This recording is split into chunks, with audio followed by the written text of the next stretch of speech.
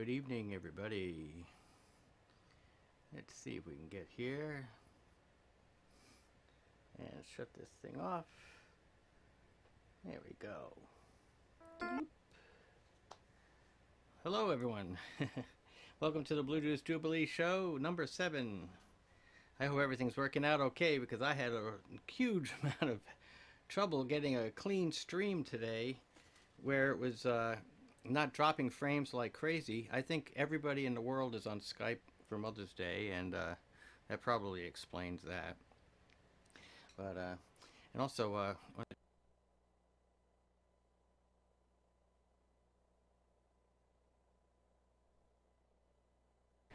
yes, and when I tried to bring in the effects box, everything fell apart big time, and so I started getting enormous amounts of distortion and strangeness. So I had to shut that down just before getting started. Anyway, we'll see how it works. I turned some settings down because I was getting such intense... Oh, 1 second. There we go. I was running a fan on my legs. It's so humid in this place right now. It's unbelievable. Anyway, let's go ahead and get this thing out of the way. Put that over here and put that there. Okay, good. Well, yes, I've got a full agenda in place for you.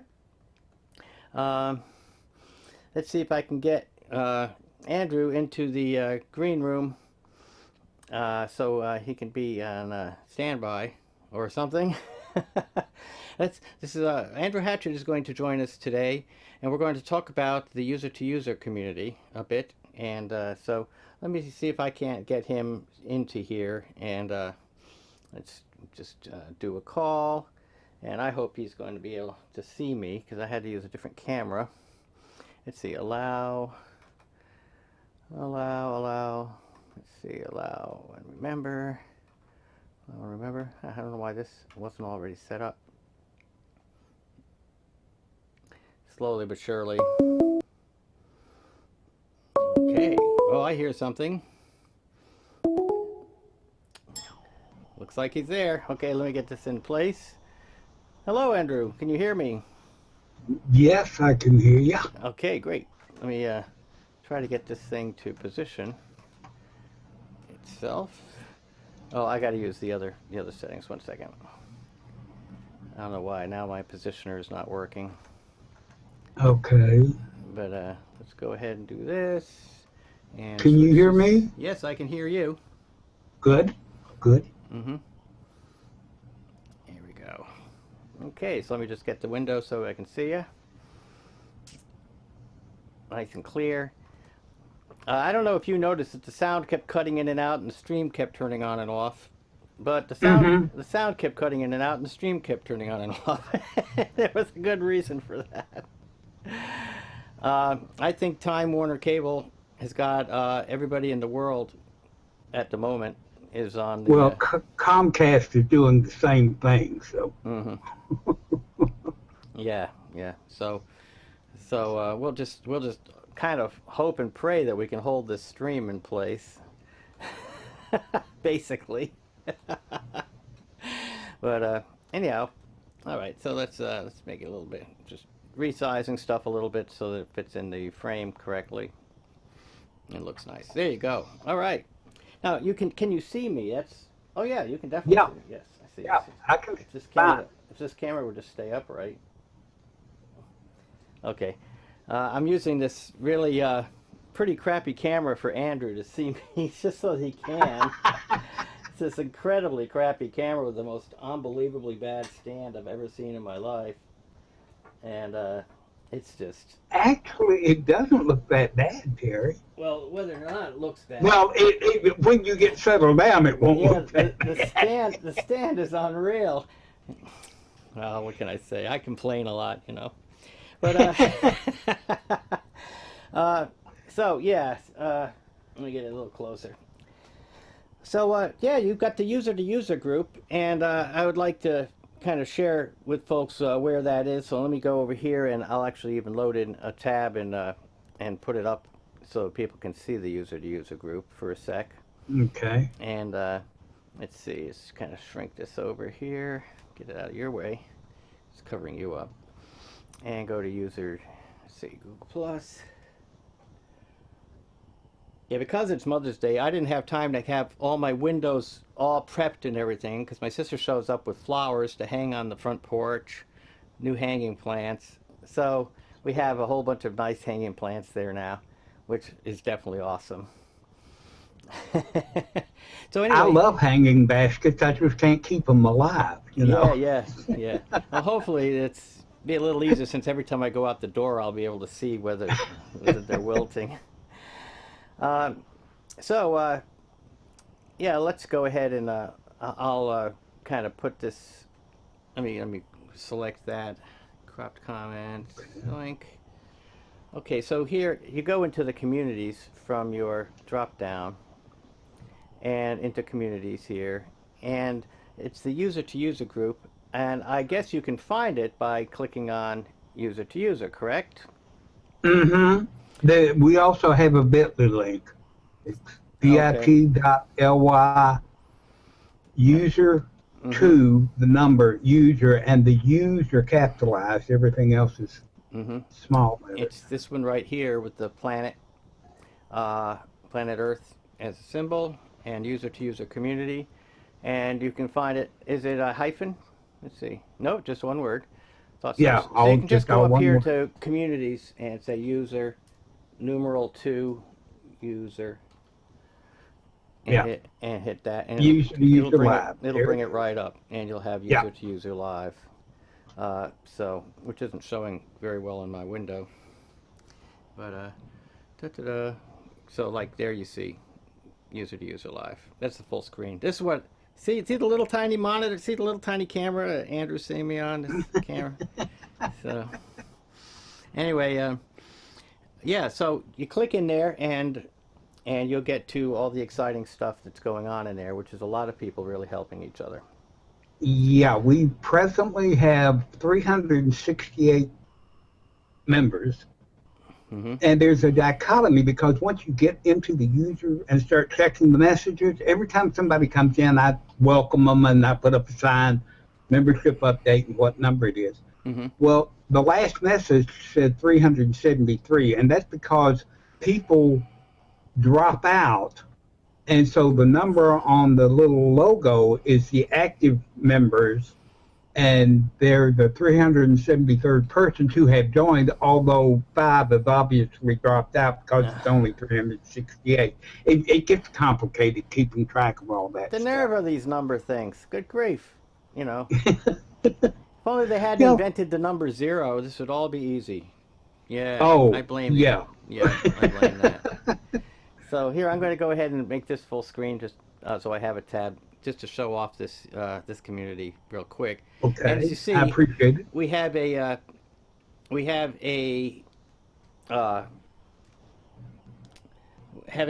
disclaimer that says what you got to do to get in here, and you know, the criteria to join. Mainly, it's don't have a blue head, okay? No blue heads, please, please, please. Yeah, no blue head, and be sure and fill out the introduction part of your about profile on your personal profile. Those are the 2 main things. Right, and that, at least, you see, what the reason this is happening, I know, one of the reasons is because if you can't get yourself together to that level where you can at least get your own profile pic in and fill out an introduction and read the thing, then most likely you're going to be somebody that's a real pain in the neck for everybody trying to help one people, because you're not helping yourself very much. So you know, at least read the instructions. But that's just my opinion. I don't know if that's really why you did it, but I'm sure it might have a part. So as you see, yes, it's helpful if they are somewhat familiar with at least the very basics. You know, we have had people come in just, you know, I'm brand new to Google Plus, and we try and help them, but it helps if they've got some sort of basic knowledge and are interested, because we got started basically in helping with Hangouts and then business Hangouts.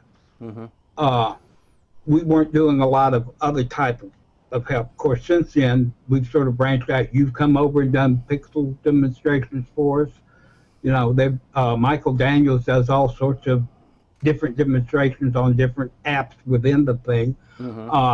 And there's going to be something coming along in June that's going to help every member, not just with their Hangouts, but with actually getting them more exposure on the net. Oh, no kidding. Yeah.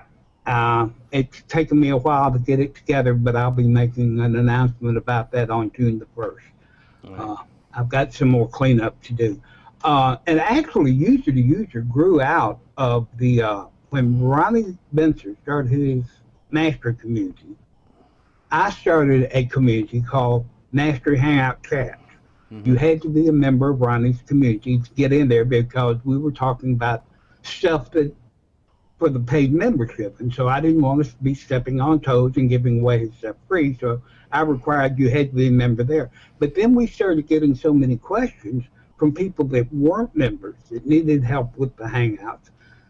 Michael and I were talking. I said, well, let's just make, where people can come and practice.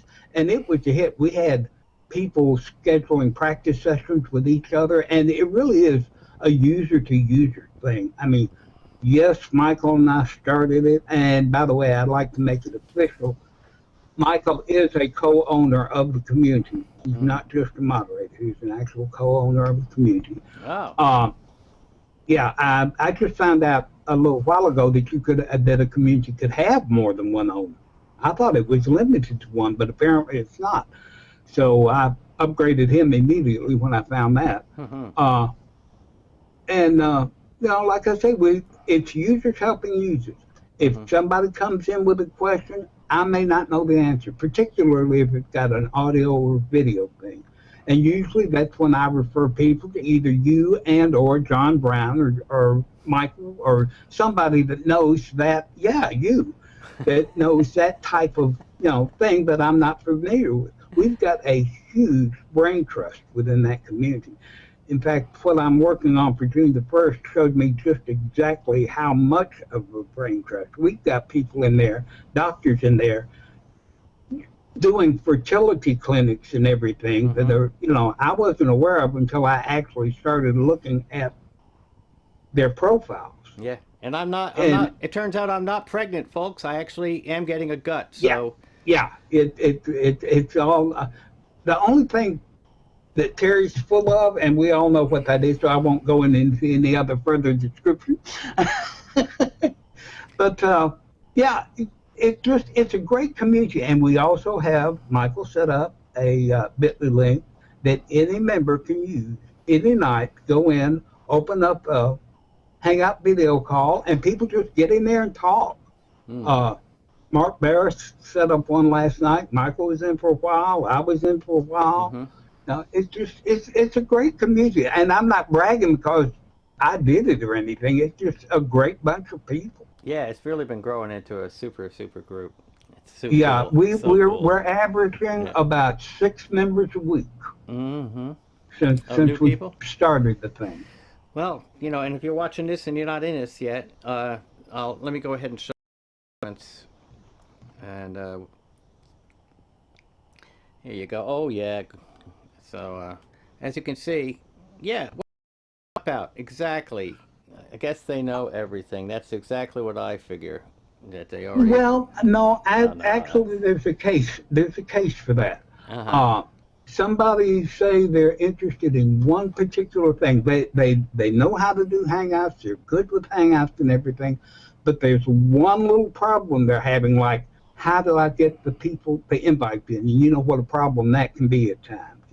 They come in, they get the answer to that question, and that solves it. Now, like I say, we've got 368 members. We may have a total of 100 that I would consider really active. But it's a resource for the others to come when they need help. We've got a whole lot of people that I know read but don't necessarily comment or anything. Just like I go over to like your OBS community. I don't comment much over there, but I read everything that's posted over there. And why, I don't know, because I've got a Chromebook and a Chromebox, and I can even install OBS on them.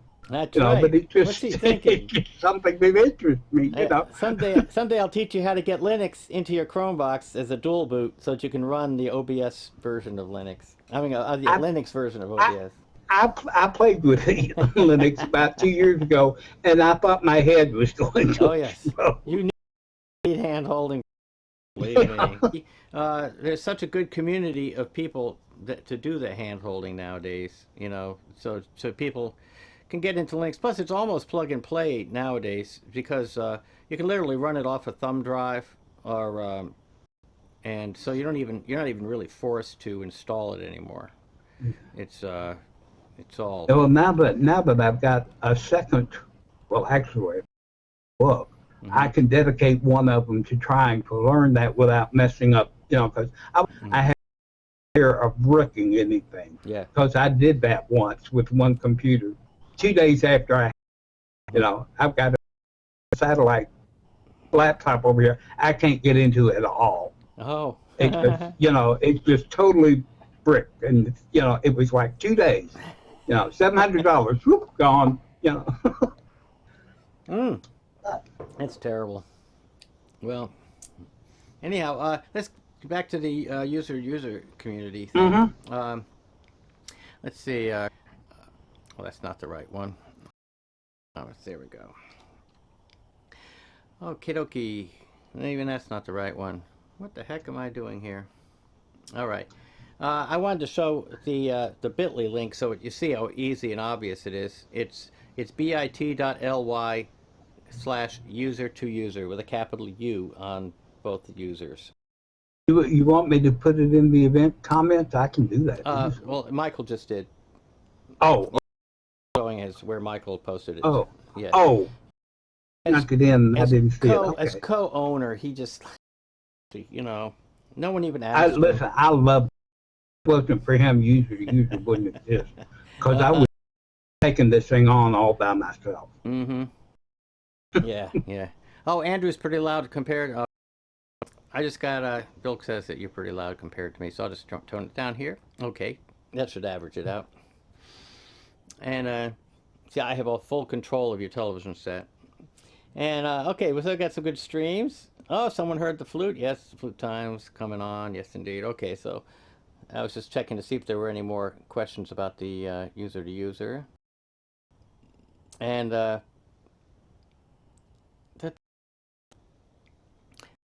yes, that's user. Good point. A great place to practice and get. And we've done this on many occasions, helping folks get better and better, for sure, without a doubt. It's and people will jump on. You can come in and say, "Hey, I'm available now. Is anybody around that can help me practice?" And just start an HOA or an HVC, Hangout video call or Hangout on air, and get it started and invite the people who said they would help, and bingo, now you're practicing live. So. Yeah. How can you lose? And the advice, Andrew, well, thanks to Michael. Michael's been posting some really great videos that he's been making, and Michael's been really pushing out the little short little clips that show you a really cool thing. I was going to force Michael to come on today and show us how to use his cell phone as a camera in as a extension of using that TeamViewer, but I won't. That would be mean. But I've been nagging him for several days to give me this video, so he hasn't done it yet. So no watching the show till you do this, Michael. I'm gonna go make that video now. Oh, scurry. Oh. All right. No. That's cool. I love his last comment. Oh, yeah. A mean fruit. What's this? What's this? Oh, let's see. It's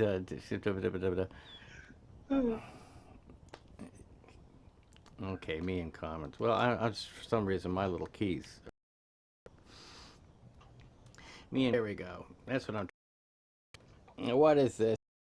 What is this? Terry plays a. Oh, holes in a banana. Just so there's a little bit of an open. You can blow.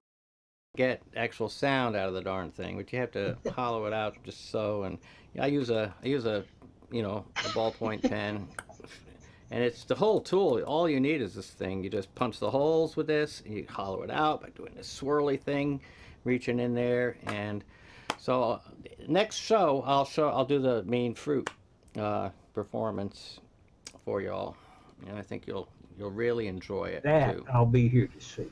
Yeah. So everybody wants to see that one.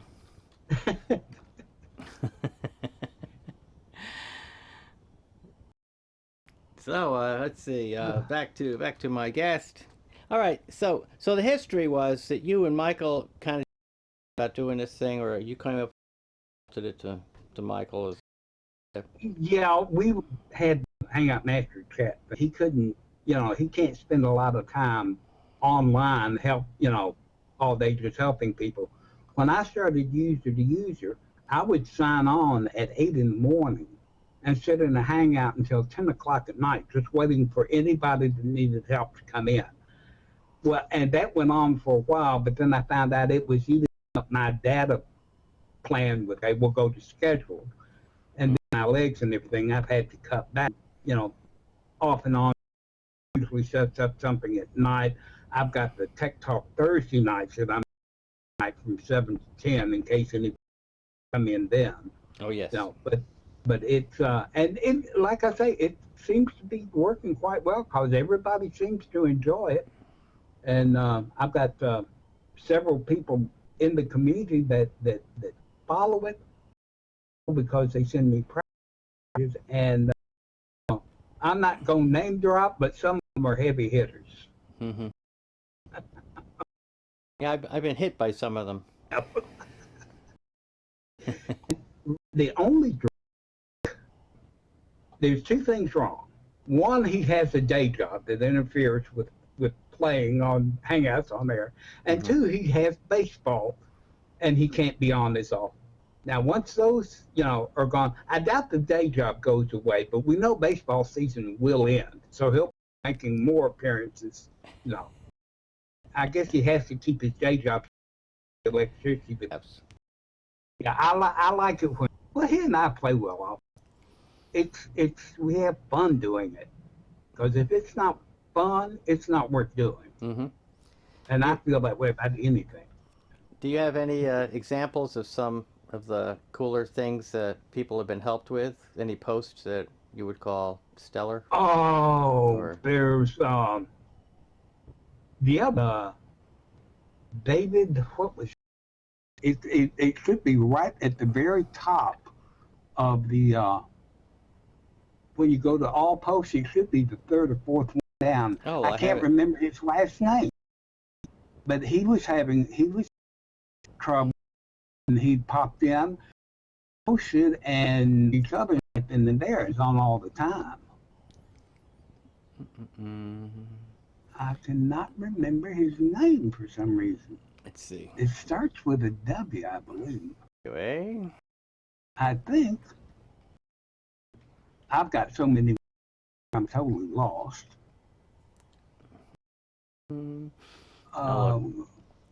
Let's see. Here, over here, over here. I'm down. David Chisholm. Our newest members. Was it David Chisholm by any chance? It's a long dilemma, and David helped him. John Brown helped him out. Leila had some issues. Now we're getting down into the meat of the thing, folks, because now we're talking. Yeah.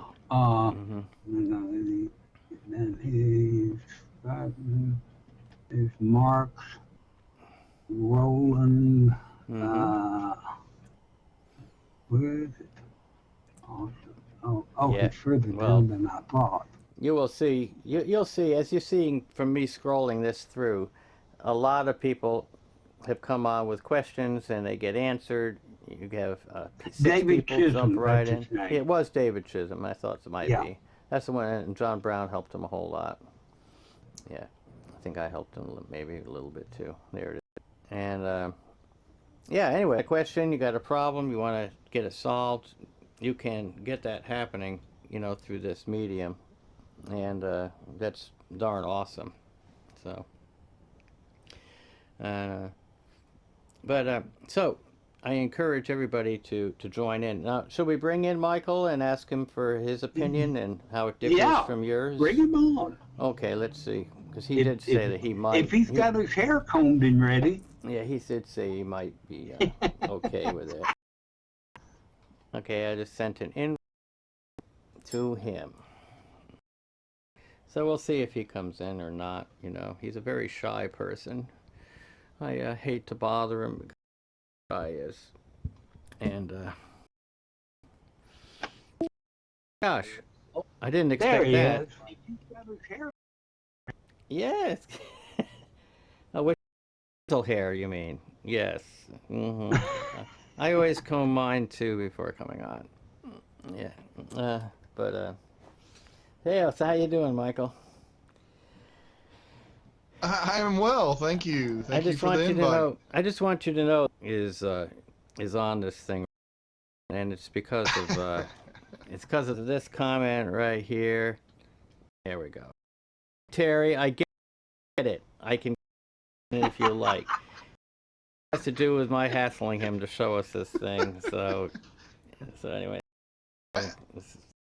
Actually sat down. What's interesting on this is I sat down yesterday video, and then I was like, I'm trying to get the show how I set up. So I wanted to record didn't have that available at the time.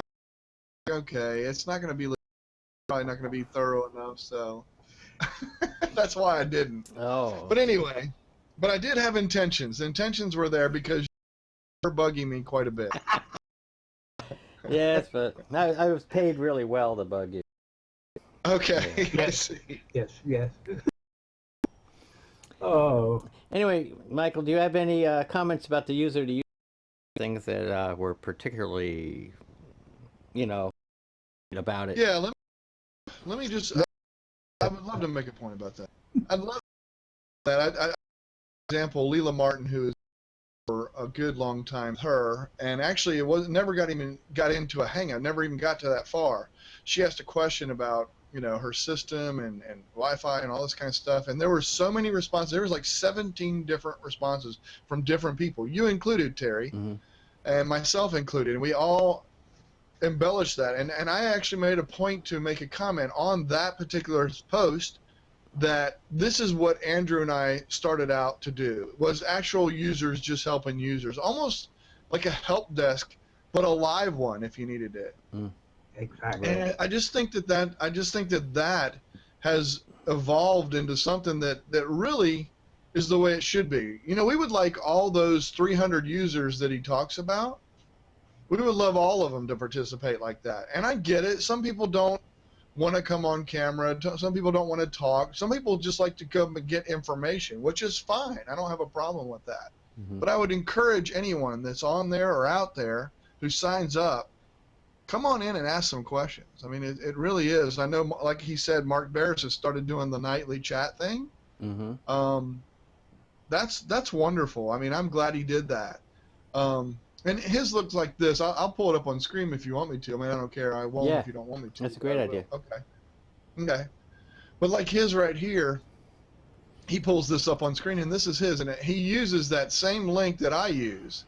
This is for anyone to use. It's bit.ly nightly chats, and it's right there. It has that on there, as well as we have another section, and here I'll go off of me for just a second until I find it. One that I do very commonly is I put the one, I think, Terry, you mentioned something about the globe part. I try and make things consistent with that. I'll transition back over to that. Here's the one that I do, and you can see the globe and the look it has and that kind of thing. This is usually what I do, and I use, if you notice, I use that exact same link to come in. Anybody can use that link. Start it up. Let's get something going and get some conversation going. And a lot of the times I'll put what time. I said, like, come on, it's 12:50 Eastern to whenever, and you can see the date that I did that and all that kind of stuff. And that would happen to be on Friday afternoon because I was at work and had some time. But user to user, I mean, it's absolutely, I don't want to be the expert Terry certainly doesn't want to be the expert. Oh no, I'm just kidding. And Andrew, Andrew's not the expert. We're not claiming to be the expert, or hey, we have the only answer, or this is the right answer. The beauty of it is it's very open, and everybody gets to put their input, which is fantastic. We have, it's very common that Sheila Hensley comes in and adds some good stuff, or Rain Dow comes in and adds some really good stuff. It's things that maybe we weren't thinking about, but oh yeah, this is a good thing. And John Brown and some of John Jerkowitz and Heather Crafter. I mean, there's just so much added things that these people give that make it truly users helping users. So, all right, I'll shut up. Well, speaking of users attempting to help users, there's Sheila Hensley thinks she's helping people out with this kind of thing. No, while searching for a particular Pixlr tutorial, I found a Terry comment from early 2014 with the actual blue juice recipe, she says. Yes, I did, she claims. I have it safely stored in a hermetically sealed mayonnaise jar buried in my backyard. But have to discuss security protocols with Terry before I can speak of it. Well, good thing you're not speaking of it. She's writing about it. Totally different thing. So, all right, well, I'm relieved, and I know the rest of you are too. So there you have it. And yes, to think that could have gotten completely out of control had not the security protocols issue been brought up in a post recently. Yes. So anyway, I'm seeing nobody is asking what kind of security protocols do I have, and that is good because it's a 300-page document. So I don't want to take the whole rest of the show reading the document aloud on the air here. So. Thank goodness. I mean, yeah, okay. Yeah. All right, yeah, I get it. All right. Well, okay, come on, you guys, quick, add something more to the user-to-user conversation, and because I know these people are chomping at the bit for me to go play some flute or something. And well, a musical interlude might be nice. Oh yeah? Yeah. Have you tried playing a flute duet with yourself? Yes. Can you hold two and Yes, I actually can. In fact, I was going to demonstrate that. Terry, if you do that, I'm going to fall out of my chair. I'm actually going to do that right here and show how it's done.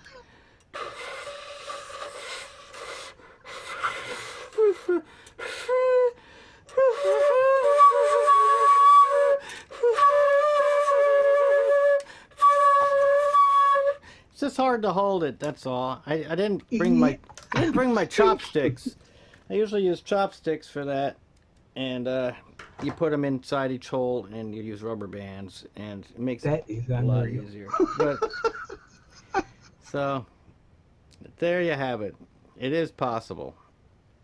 You saw it here first. You never fail to amaze me, guy. Okay, let's see if I can get some flute music going on then. If you guys want to hang out and watch me play the flute thing. Oh, Michael's already taken off it. I'm good. I'll just mute this mic so that it comes through, and let's see if I can get the other one going here. And hello.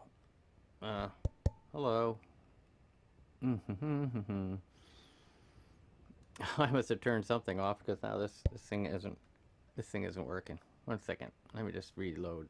Load settings. Play it safe here. Best settings.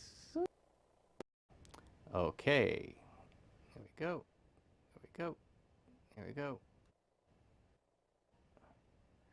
There we go. There we go. Okay, so we have this one over here. We have this one over here. Let's see, slowly. Oh. And it doesn't sound like stereo to me. Alright. Oh, I'm hearing cats in the background again. Well, I'm going to start playing quick. And so let's see. So we have everything going on. Alright. And one seems a lot quieter than the other. Okay. It's just not stereo. I don't know why. Alright.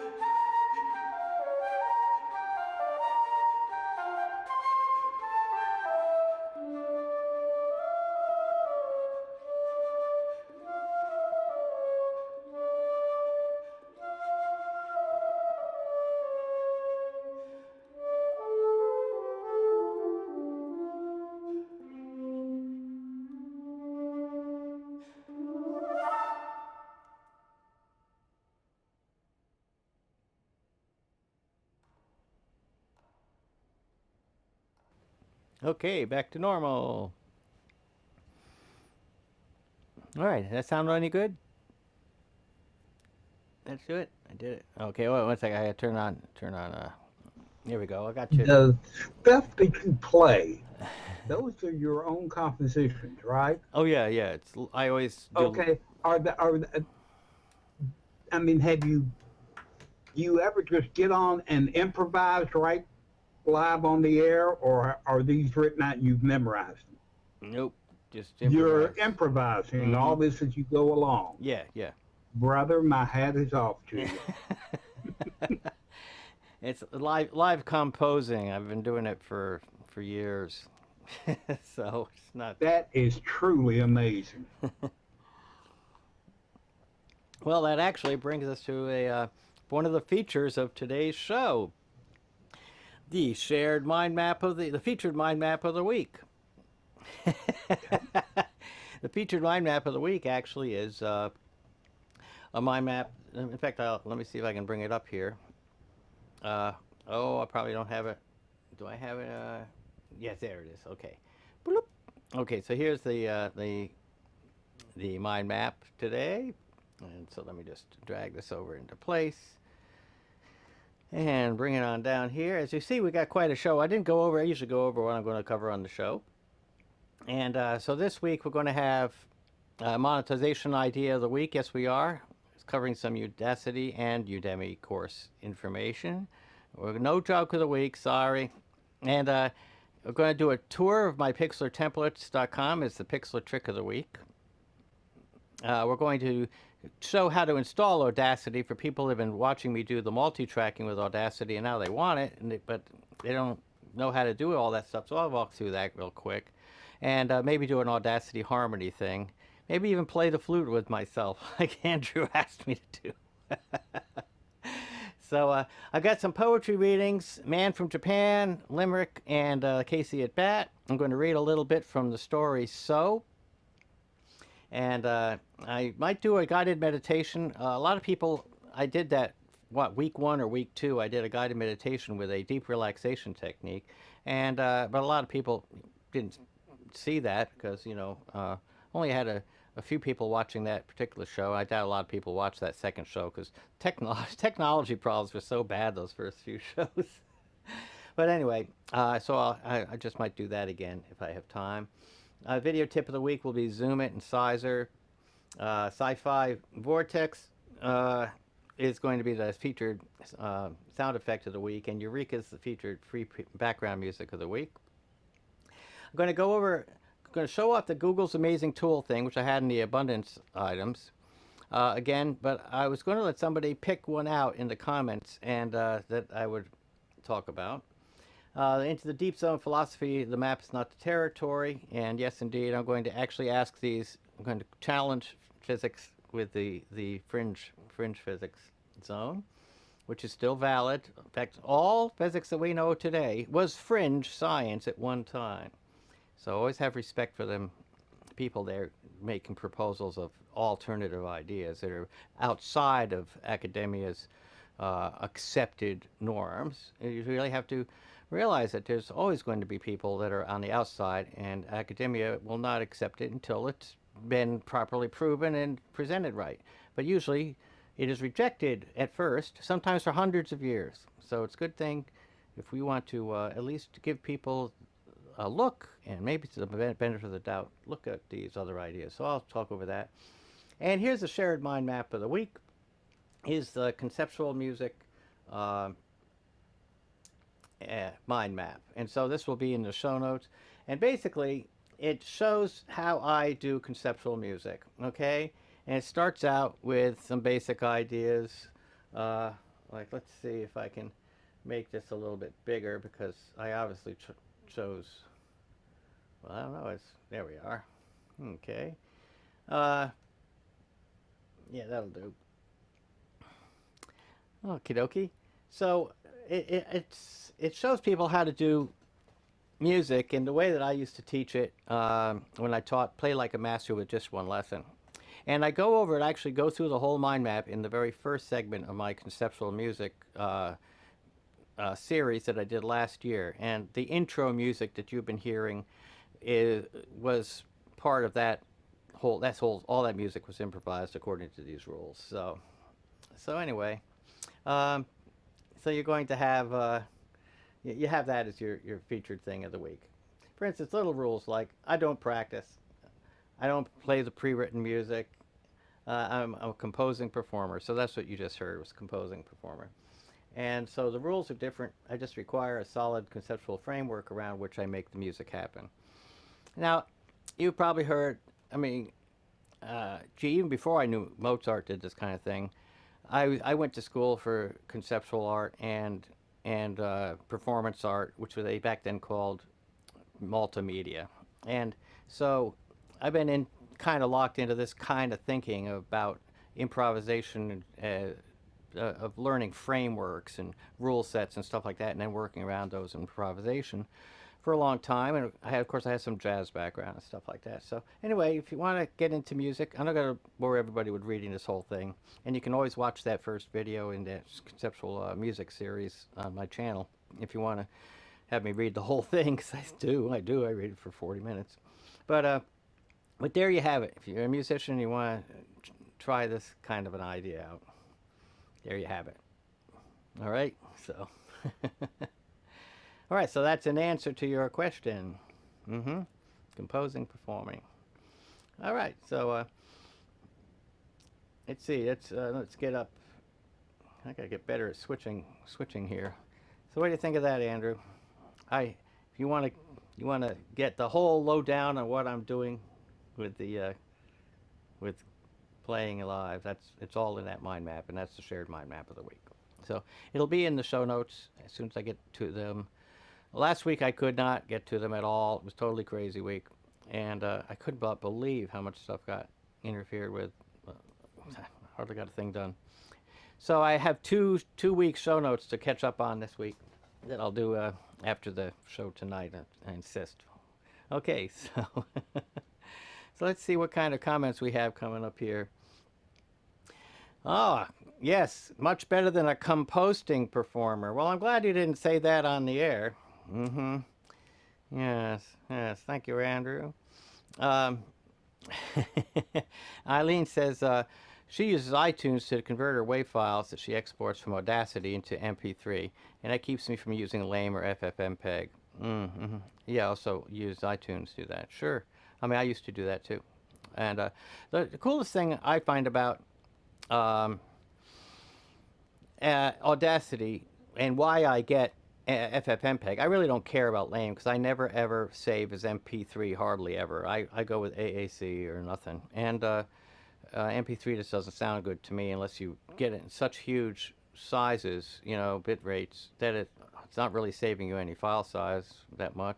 And anyway, but iTunes is great, and it can save as AAC as well. And AAC is such a superior sounding thing for the file size; it's ridiculous. And it also has those ID3 tags, correcto. However, the reason I feature getting the FFmpeg thing on Audacity is because it lets you load in an MP4 video that you've downloaded, one of your own videos that you've made from YouTube. You can download the video and just load it right into Audacity, and bingo, there's your soundtrack. So it's already stripped out. You don't need any other tools. You don't have to, do two steps. You load in the video, and there's your audio with the video thrown out. And so now you can edit your audio and then save it and bring it back in an editor and replace the old audio that had a lot of mistakes in it and stuff, and noises and coughs and things like that, which you've muted out using Audacity. So anyway, that's why I like the FFmpeg thing. And okay, what's this? So Terry, can you resave that as an MP4 then? Is that what you're saying? Yes. Well, no, not as MP4. You save it as AAC, and then load it in. You load in the audio track in the video editor. You just replace the other one. Then you have to somehow get it back out with the video. Then after that, right? Yeah, you got to re-merge it with the video. And so, but that's not a big deal. I'm not sure. I think YouTube's editor might let you replace audio. But the thing is, you can't cut the audio. It's got to be left the same length. You know, you can only, so that's why I always do my cuts, my video edits in the video editor first. Then for doing fine tuning, since the audio editor in most video editors is so crappy, you can't see the waveform, you can't see where the spots are. It doesn't have as good tools for noise reduction and all. That's when I usually just save the video, bring it into Audacity, do my work in there of just removing those things, and then bring it back in the editor. And you don't even have to close the editor to do it, because Audacity takes a little room. So it's just having two things open, two tools that you're working with.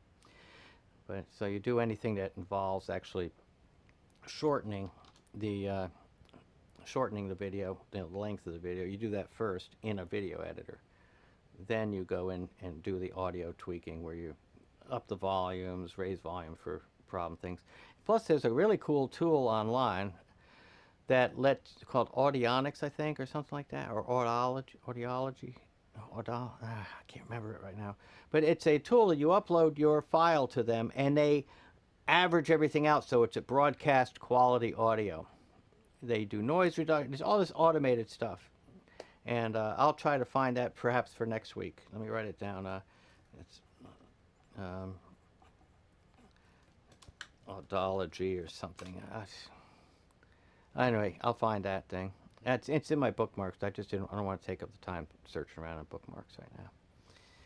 So anyway, okay. So a limerick. So shall we do a limerick? How about a limerick?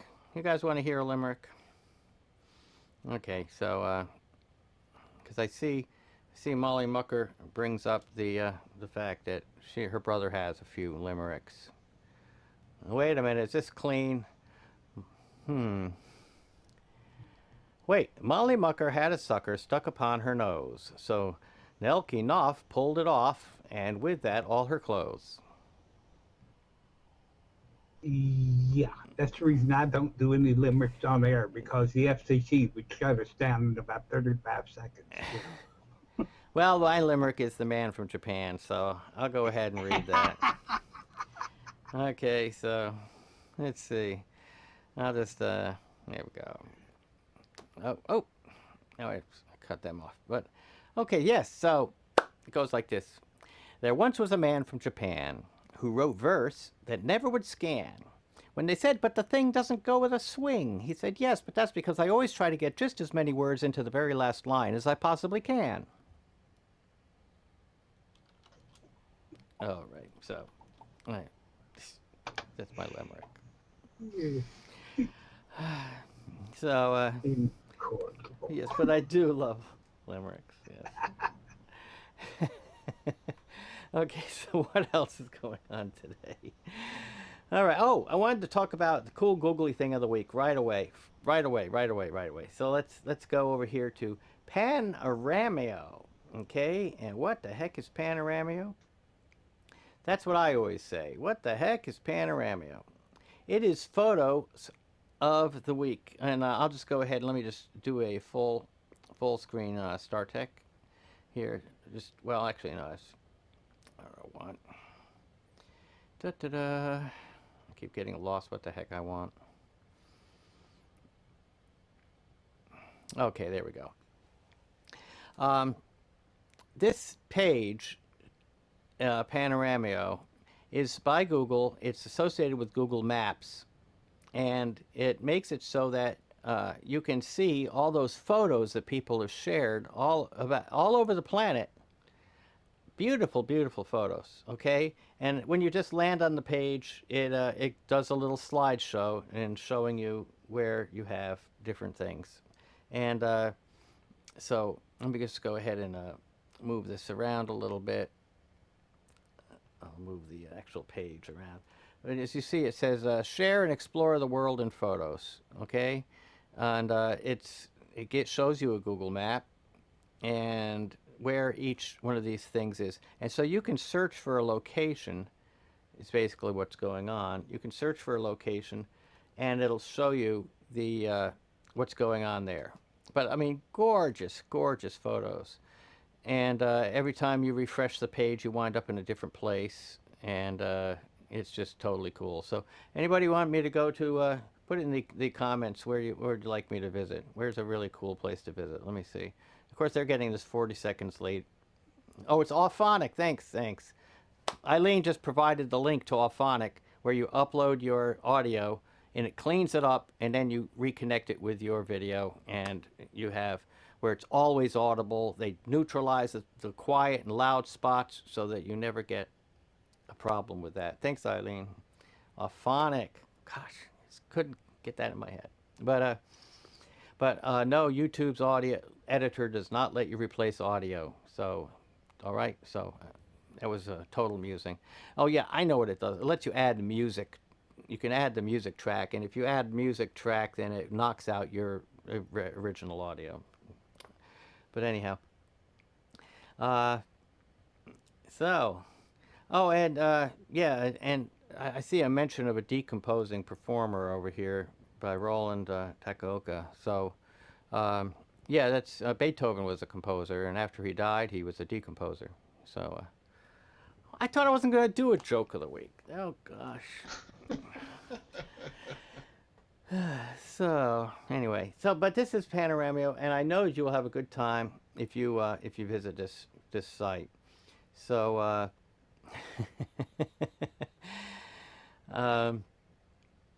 so anyway, I really liked Christie's though. Let me just go ahead and I'll look for Elizabeth City, North Carolina, where I live. Let's see if they've got any photos for my little town. And look, they do. They do. I don't believe it. This is incredible. Look at that. They've got, what the heck is that? It's looks like a swimming pool, some swimming pool somewhere, but I don't know where it is. Isn't that interesting? It's in my own neighborhood too. And Elizabeth City State University over here. Oh. I see. I'm double clicking. I shouldn't be doing that. Whoa. Slow down, Terry. Slow down. Got a little bit too crazy with my scrolling mouse here. Okay, let's see if we can go back there again. Woo! All right, so you can look at these. I see they have the pictures over here on the right, the different popular pictures.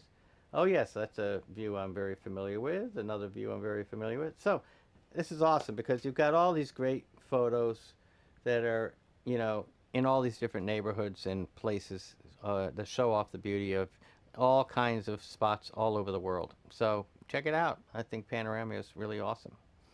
Okay. So, but yeah, it's, by the way, on that YouTube thing, yeah, you can replace your original audio with music on a YouTube video, and you can only use the music that's in YouTube's library that you see me constantly featuring a music of the week, music soundtrack and free music of the week from YouTube's library. So that's one place you can do it. So if you're really good at doing totally visual how-to videos, for instance, that have text written on them, or a lot of good pointing or zoom-ins and stuff, where it won't even need an audio track, then you can select one of the YouTube's music tracks and add that. A lot of people do that so that it becomes a multilingual, well, a non-lingual basically thing where it's all diagrammatic. Okay, so anyways, that's Panoramio, and I had to show it to you, didn't I? All righty. Now let's get up here to, as long as we're on the subject of the music of the week, let's jump on over to the audio library at YouTube. Oh, I was already there, by golly. I wonder what I'm doing. Oh, I know what I'm doing. I've been double clicking on that darn link. It's opening all by itself. Okay, free music of the week, and the sound this week is Eureka. So let's put it on and take a listen. See what it sounds like. And hopefully this will work. Oh yes, there we go.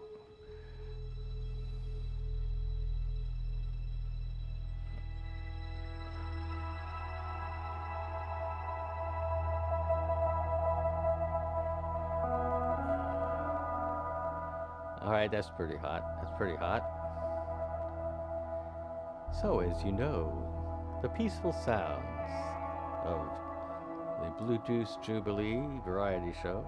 Well, anyway, so as you can see, this is a pretty nice background music, and I could duck it way under, and it would still sound good. I'm really pulled down right now, and it's a good strong soundtrack, and it lasts a good long time, 3 minutes and 16 seconds.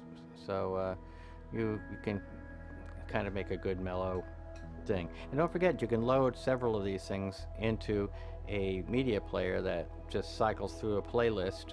Put them in a playlist and have it go play one after the next, and then start back at the first one. So if you're doing a long thing, you can have a whole series of background music items that you're hearing. Okay, so it's pretty cool, huh?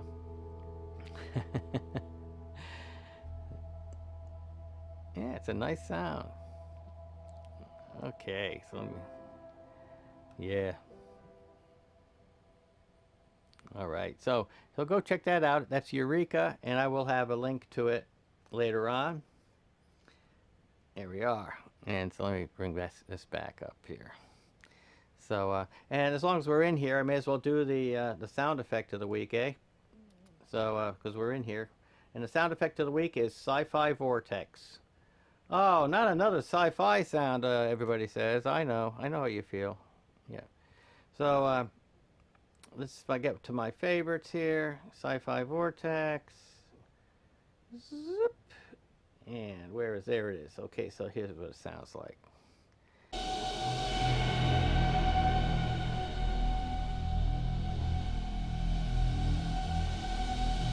I can't get off the ship.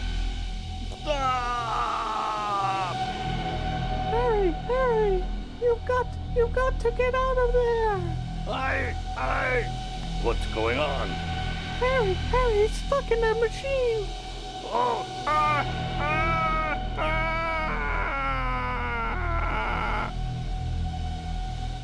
Well, that kind of thing. So whenever you need something that sounds like a sci-fi vortex, you have one available, all right? Because everybody needs one of those for their show every so often. I highly recommend that one.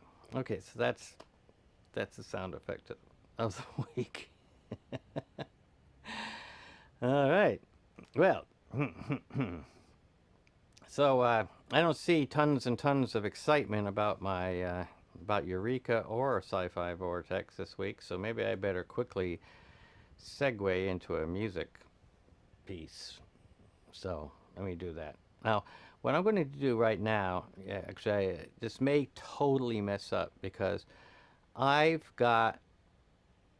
went ahead and ran another wire from this room into the other room where the synthesizer setup is.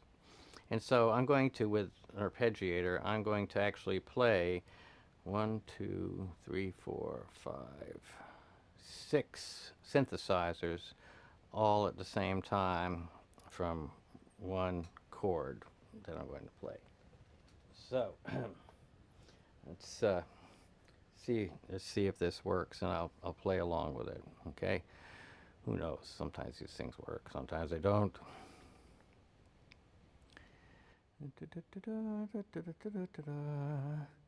Okay, are you there? Yeah, you're there, and that's there. And this is there, and echo, and oh, that's too much. Okay, all right, there we go. And there we go, over there, okay, so it's all right, let's see if I can get this happening. Let's see if I like this chord.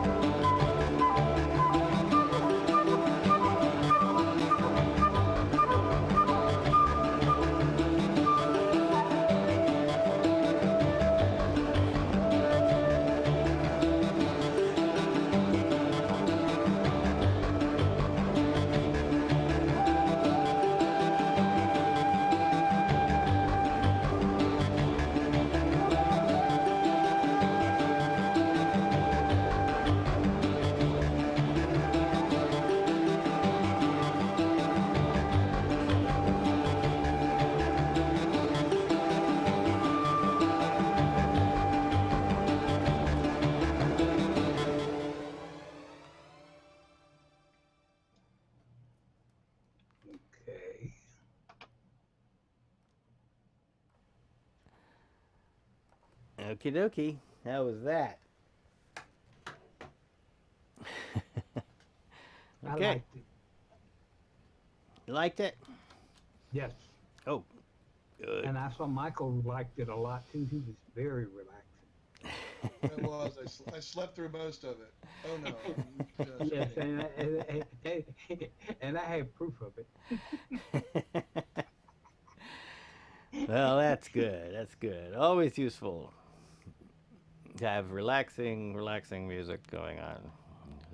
So, anyway, yeah, all right. So that's kind of cool because, in fact, God, I wonder if I might actually be able to show the camera that that this thing was on. Let me see. Oh yes, and webcam. Is that it? Yes, there it is. There's the keyboard. So I don't have it hooked in right now, but oh yes, I do. Yes, I just blasted you guys. But let's just see. Okay, now I hope that wasn't too loud. Was that too loud when I was playing before? Because I can tone the whole thing down. But there's this one keyboard, and it's just a light that's on top. This one keyboard goes with a wire into the other room where it hooks up into all the other the other keyboards. So that's why it's a one note wonder.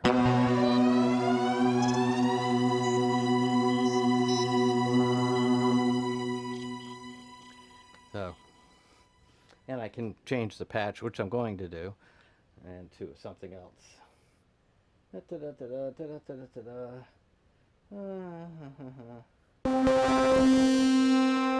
yes.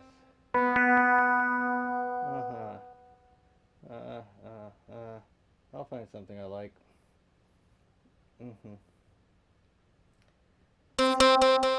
Oh, I don't like that. I'm trying to find something that's mellow. Okay, well, I'll find something mellow later. Because I want to have something I can just hold the chord down and we just relax and listen to it playing. Yeah,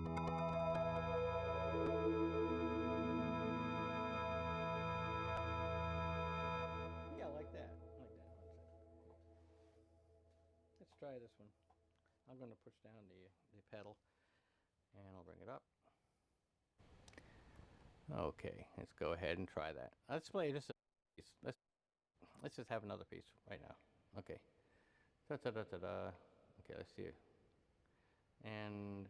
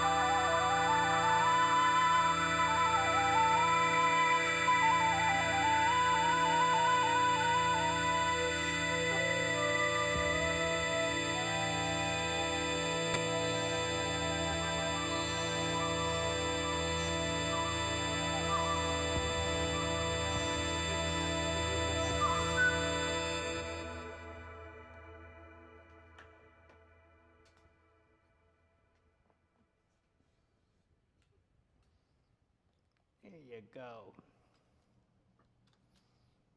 Oops. There we go.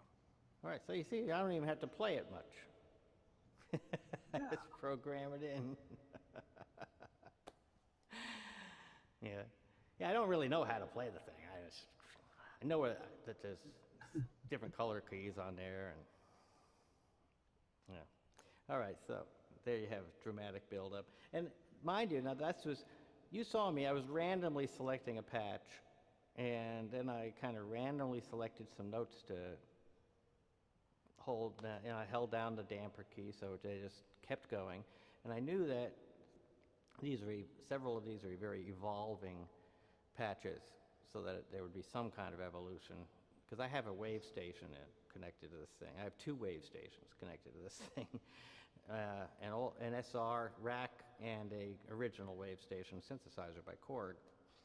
And man, I love those. You want evolving sounds. And this keyboard that you see over here is a Kawai. It's an additive synthesizer, and it's got great evolving sounds as well. So, you know, I'm in pig heaven when it comes to synthesizers around here.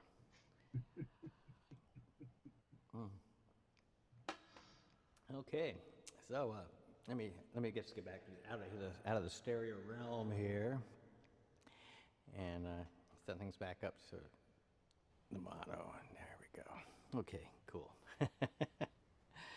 All right, so what are we going to do next? What can we do next? Let's see. I don't know. It's your show. Yeah, it is. That's true. Let's see. We did the audio live. Oh, I can go back to that. Let's see. Yes, let's go back to the show notes. My massive plans. Oh, yes. The video tip of the week. Let's do the video tip of the week. I wanted to show you all how to get a program called Zoom It. And what Zoom It does is it does this kind of thing. Well, let me just scroll around over here. Let me get a different screen here. There we go. Oh, in fact, it's even better. Okay, so as you see, Zoom It lets me zoom the screen in like this.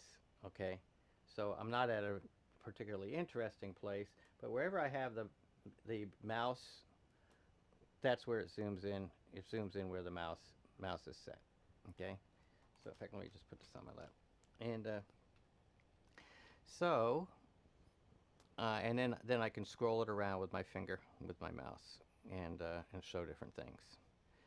So, and it's just, you can see it's showing places that we've been recently with the Pixlr auto-loading templates.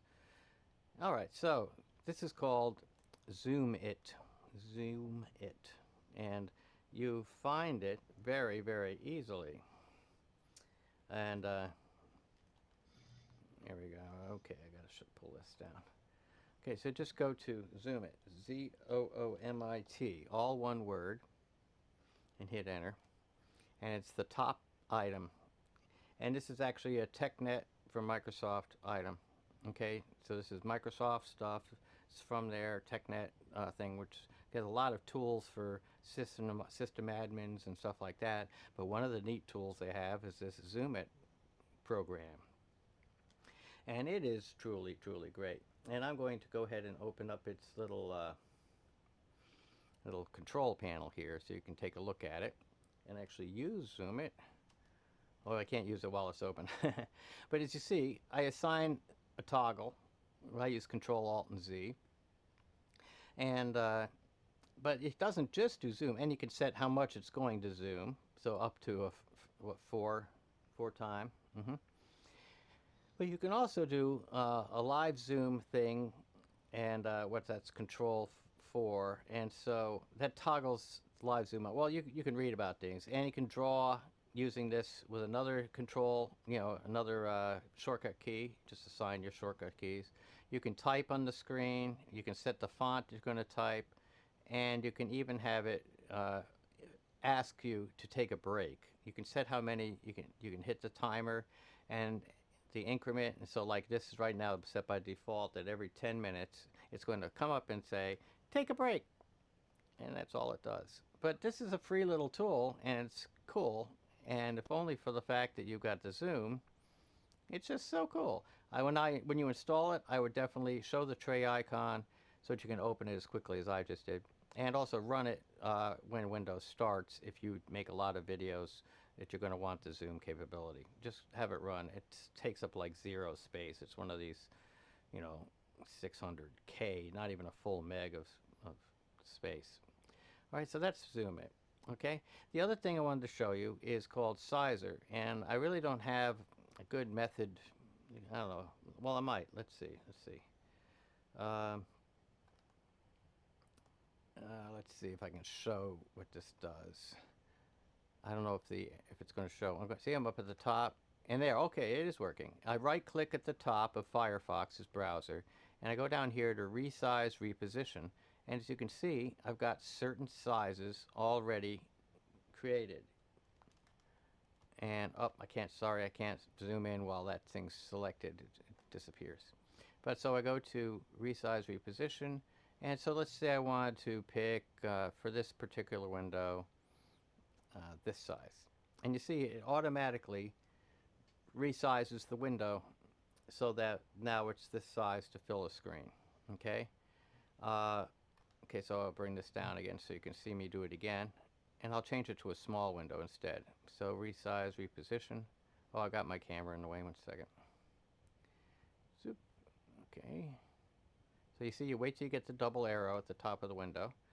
You go to resize, reposition. This shows up because sizer's in here. And I'll go to 640 by 480. And so there you go. Bingo. We have a 640 by 480 thing and an Andrew Hatchett. Okay. All right. So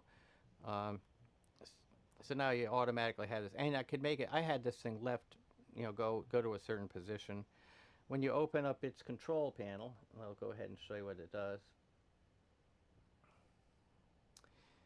Yeah, you have it. As you see, I've got these certain sizes. This 640 by 480, it says don't move. It just shrinks it. But you can have them. See, there's a 800 by 600. And this one, I have a user-defined position for the 1280 by 720, which is the size you would use for a, by 750. I have it 750 because this is for a browser resize, typically where I'm going to only capture the minus the 30 pixels of the toolbar. Okay, so you can make a window so it's a little large, and then with your capture software, just capture the other part. This is cool because you can have your capture software set up to 1280 by 720 capture, like say you're using Cam Studio or Screencast-O-Matic or one of those, and you can have your windows resized to go right in, fill the exact spot where you have your screencast thing set up already. So that's what user-defined position does. Here I have some other. This one moves to the right, and this one I use the user's position where I'm 20 pixels off the left. And for the comments, you see I have it moved to the top left. So there you go. So let's go. I'll show you the 1280 by 750 one. I'll just redo this one here to that size. And remember, we do reposition this one. So 1280 by 750, and bingo. So if I was in a different, see, I think I have a actual capture set up in here for making that fill the screen, just so. And it's no, actually I use that with Cam Studio. That's what it is. But you get the idea. It's it positioned it to this location. So like if I moved it again, and let's see, and I choose resize, reposition 1280 by 750, bingo, it positions it to that precise location. So it's always dependable that it'll be in that spot. For the comments, I do the same thing. I resize, reposition, I pick comments, and you see it makes it that width for the comments, bingo, and right away. So, and then I have a comments cropper over here. So that's basically how that works. Now I still have to resize the window a little bit manually for my comments, but it gets it in the right position. And then what I do is I shrink it down so it's out of the way of the hangout, because I'm only in comments. I'm only using the left side, as you know. And for a while, I just bring up the comments so you can see what I mean. There you go. So bring up the comments and zoom. So you see that's how I get that to be in there. Looks like I could move it over just another inch or two, couldn't I? So I could do like Could make it reposition to 21, for instance. Oh no, I know. I didn't position this. I moved it myself manually here. So let's go ahead and hit position, comments, and there you go. It moves right to that size. So anyway, so that is over here. Let's see, get the right window. Okay, and let me just show just the start tech.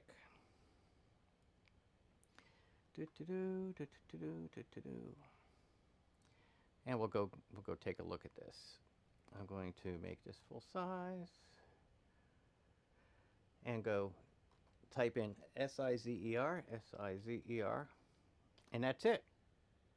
It's at the top. Sizer software by Brian Apps. Okay, you go get it. It works every time. Sizer 3.34. A couple years old, but there has been no need to fix it. He got it working with Windows 8.1, and that's all the improvement it needed. Okay, so isn't that awesome? You got Sizer. It's 2 free programs that completely change the convenience of doing some tasks that always are involved. You know, how do I zoom in? You know, if I don't have Camtasia, how am I going to get a zoom in if I'm using like Screencast-O-Matic or using Cam Studio or using one of the other caps or Jing or any of those guys? All right, so there's your video thing of the week. Okay. All right, so ta-da, and cover up Andrew here. Okay. Oh, I didn't mean to cover up Andrew. I'm sorry. All right, let's get back over here. Copy comments. Get this thing out of the way. There we go. And I am a wizard, a true star. Yes, indeed. Okay. So. Yes, you are, but you're in front of the curtain.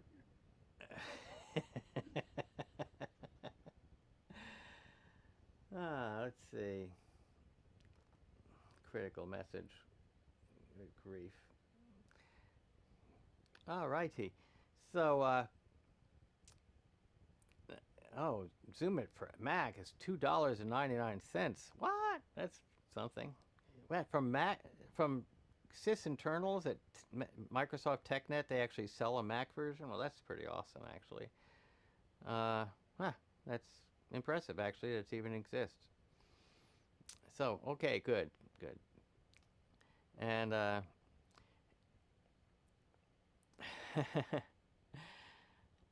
well, and by the way, you zoom back out just by hitting the shortcut key a second time. So, like, right now I'm there, and so I'm scrolling around, and I just hit Control-Z a second time, and so I mean, much Control-Alt-Z for mine. I find I never use Control-Alt in any letters as a shortcut, so Control-Alt-Z turned out to really be good. So there you go. So that's how I zoom back out. You just hit the same key a second time. All right.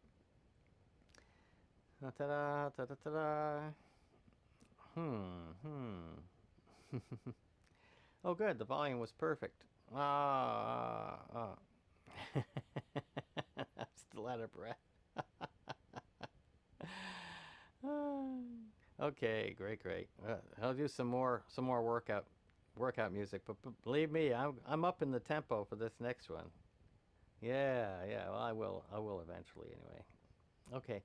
So what else do we have on the agenda for today? Let's see. It's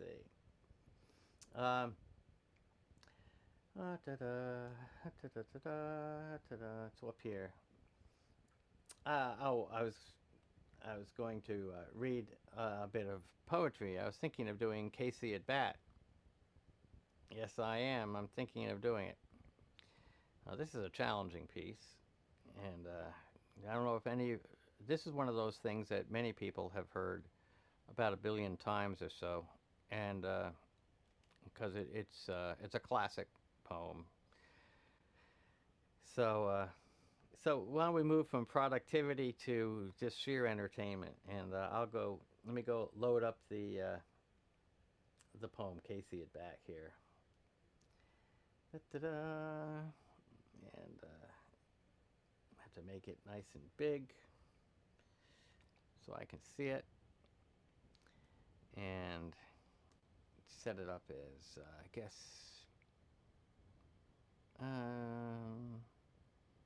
yeah, that'll do. Put it in there, make it a little bit bigger. Bigger. Bigger. All right. I think that's big enough. Can you all, I think you can all see that. Yeah, bigger. I love control plus sign on browsers. Okay, so this was written way back, 1888. Okay. And I'm going to attempt to do a decent reading of this thing. But when you start feeling frustrated with my reading of it, I'm going to next share a really, really amazing reading of it. So let's see if I can get this thing happening. Okay. Did I have enough blue juice? That's the question. One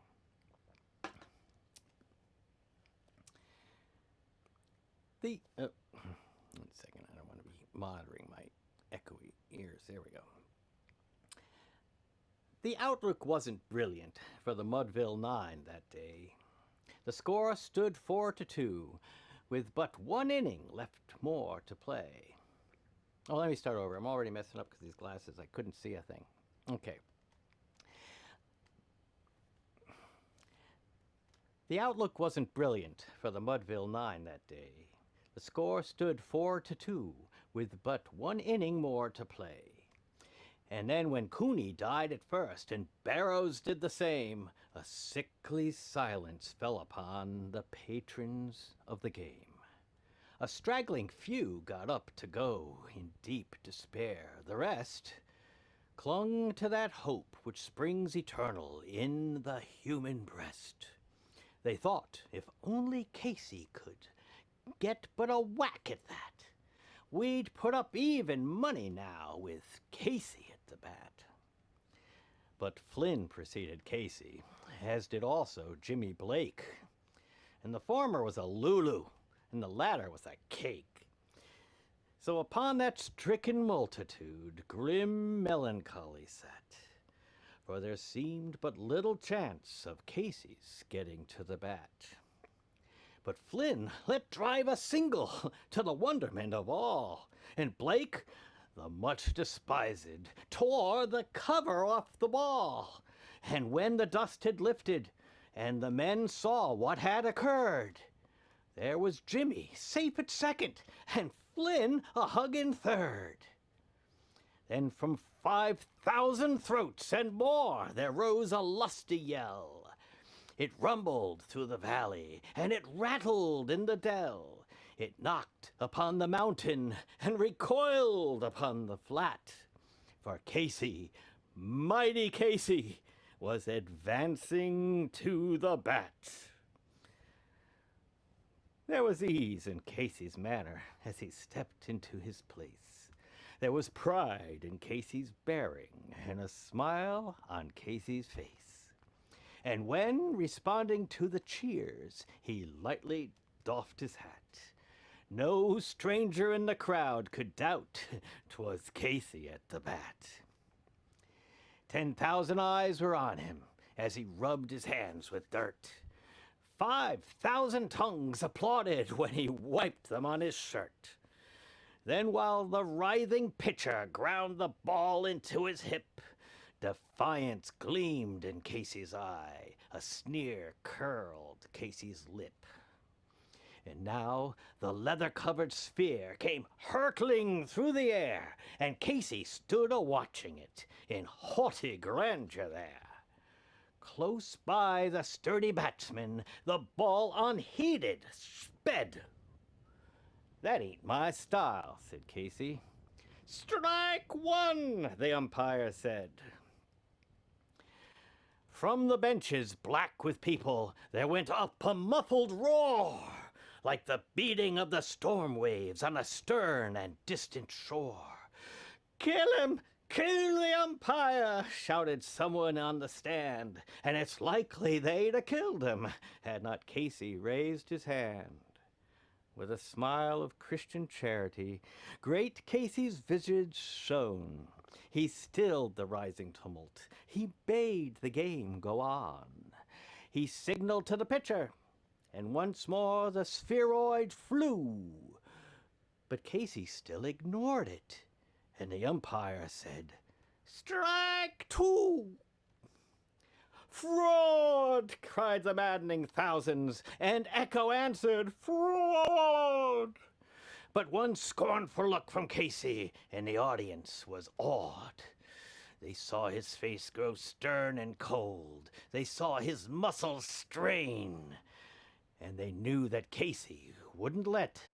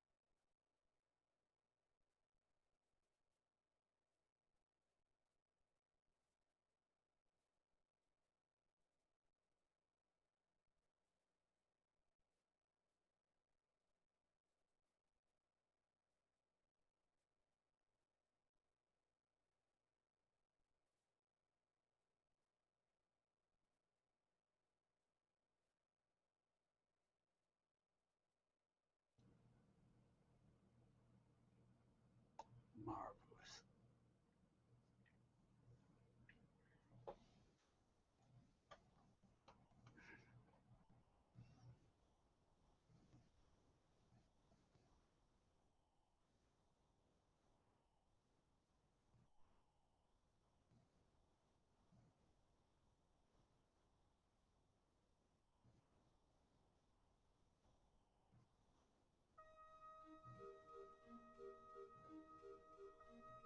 The outlook wasn't brilliant for the Mudville Nine that day. The score stood 4.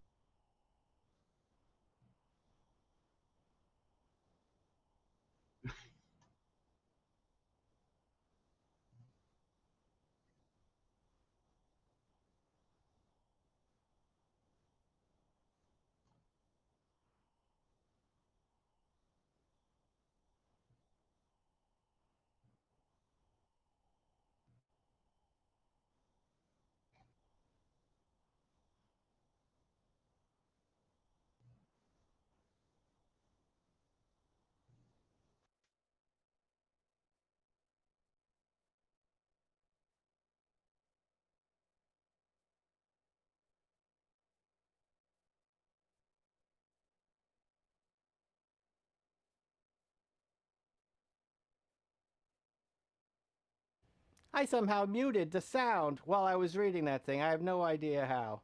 Well, I'll go back and I'll finish reading it. That's disgusting. How annoying. I don't believe it. I muted the sound myself. It was on this end. Had to be. I don't know what I hit. I thought I was in control of my mouse. Oh, I know. I was using the wrong keyboard before and clicked on the darn thing. Oh, all right. So, well, so there's continuity. Last two paragraphs, huh?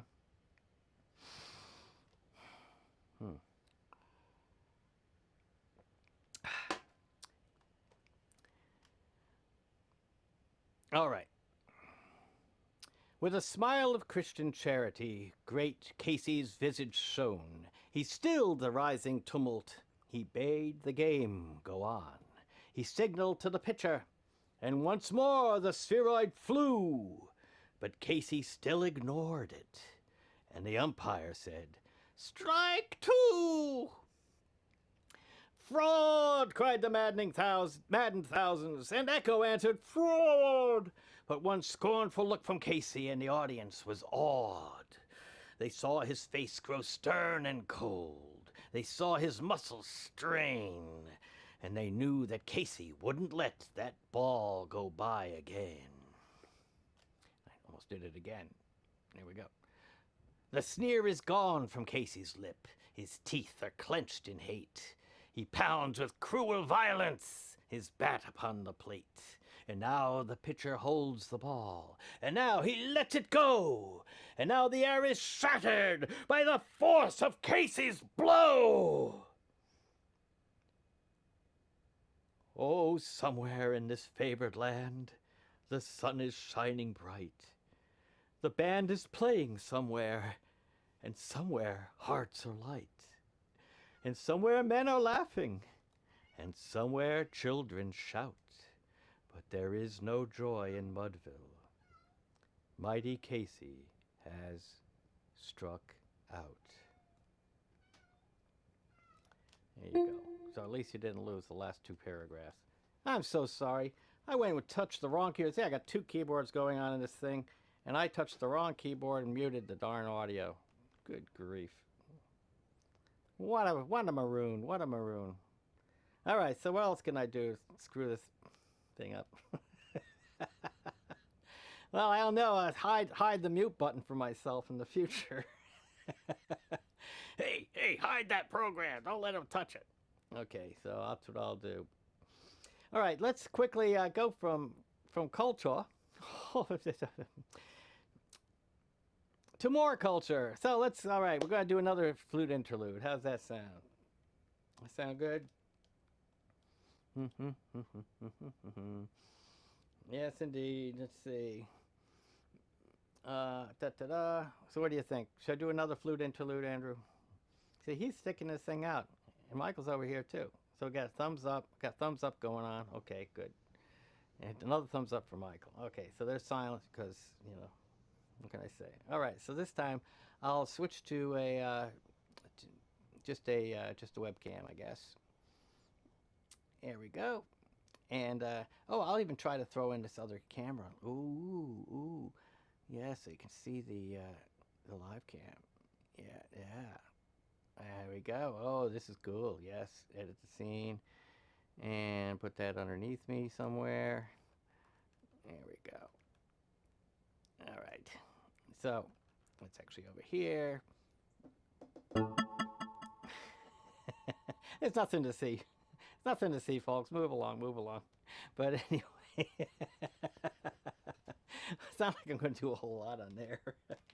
All right, so let me put this over here, and I'll get this thing rolling. So I got to get off the monitor. Hello. You're in your left channel now, and your right channel now. Okay, turn on some more reverbs. Get more reverbs. Always have more reverbs. And all right, this time I'm going to do a slow piece. How's that sound? And let's see. Ooh, this looks like a fun one.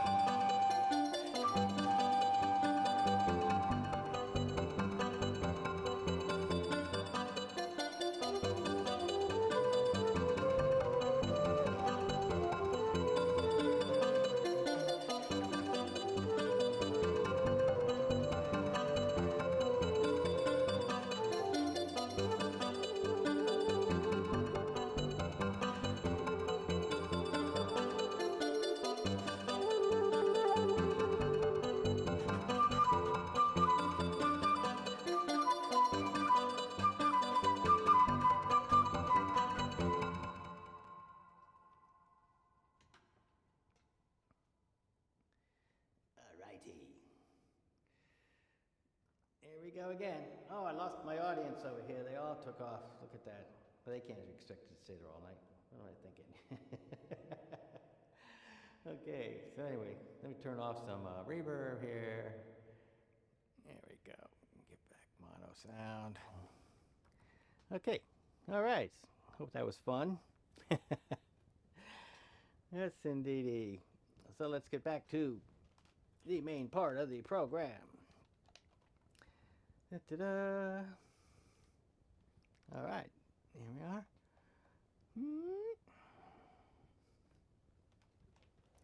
Okay, I hope that was fun. Hey, look at this. Andrew's got family home from Ireland. Oh my gosh, this is awesome. It is really cool. Let's see. Yeah, family home from Ireland. That's cool. So let's take a quick look at the comments and see what all has been going on. Ta-da! Ileane trying to dance and type at the same time. Yes, indeed. Nothing to see here. Nothing to see here. One of my favorite movies, Naked Gun, for sure. And so, yes, this is because my kitties got in. We're trying to get in here to get the mouse that I my pet mouse over here. So, yeah. Little do they know it's not really a mouse; it's a trackball and a touchpad. So, but they think it's a mouse. So what can I say? Okay, so good people reading aloud with me. Yeah, the James Earl Jones thing though, that's a tremendous thing. Okay, yeah, all part of the plan. Well, I'm glad people can lip read around here. That's all I can say. And you know, that's one of those things that Casey at the Bat used to be a standard. I remember having to. I actually memorized it to read it in 6th grade or something like that. And obviously I didn't have it memorized then. I was reading it. But anyway, so anyway, that's cool. All right, so the next thing I do. Oh my gosh, I'm really going to slow it down though. You're in trouble now because I'm going to find a completely different setup and play something that's super slow. Yeah. Yeah. What can I say? Okay, so let's look at the. Let's look over here. Oh, that's that one. I want this one. Da-da-da.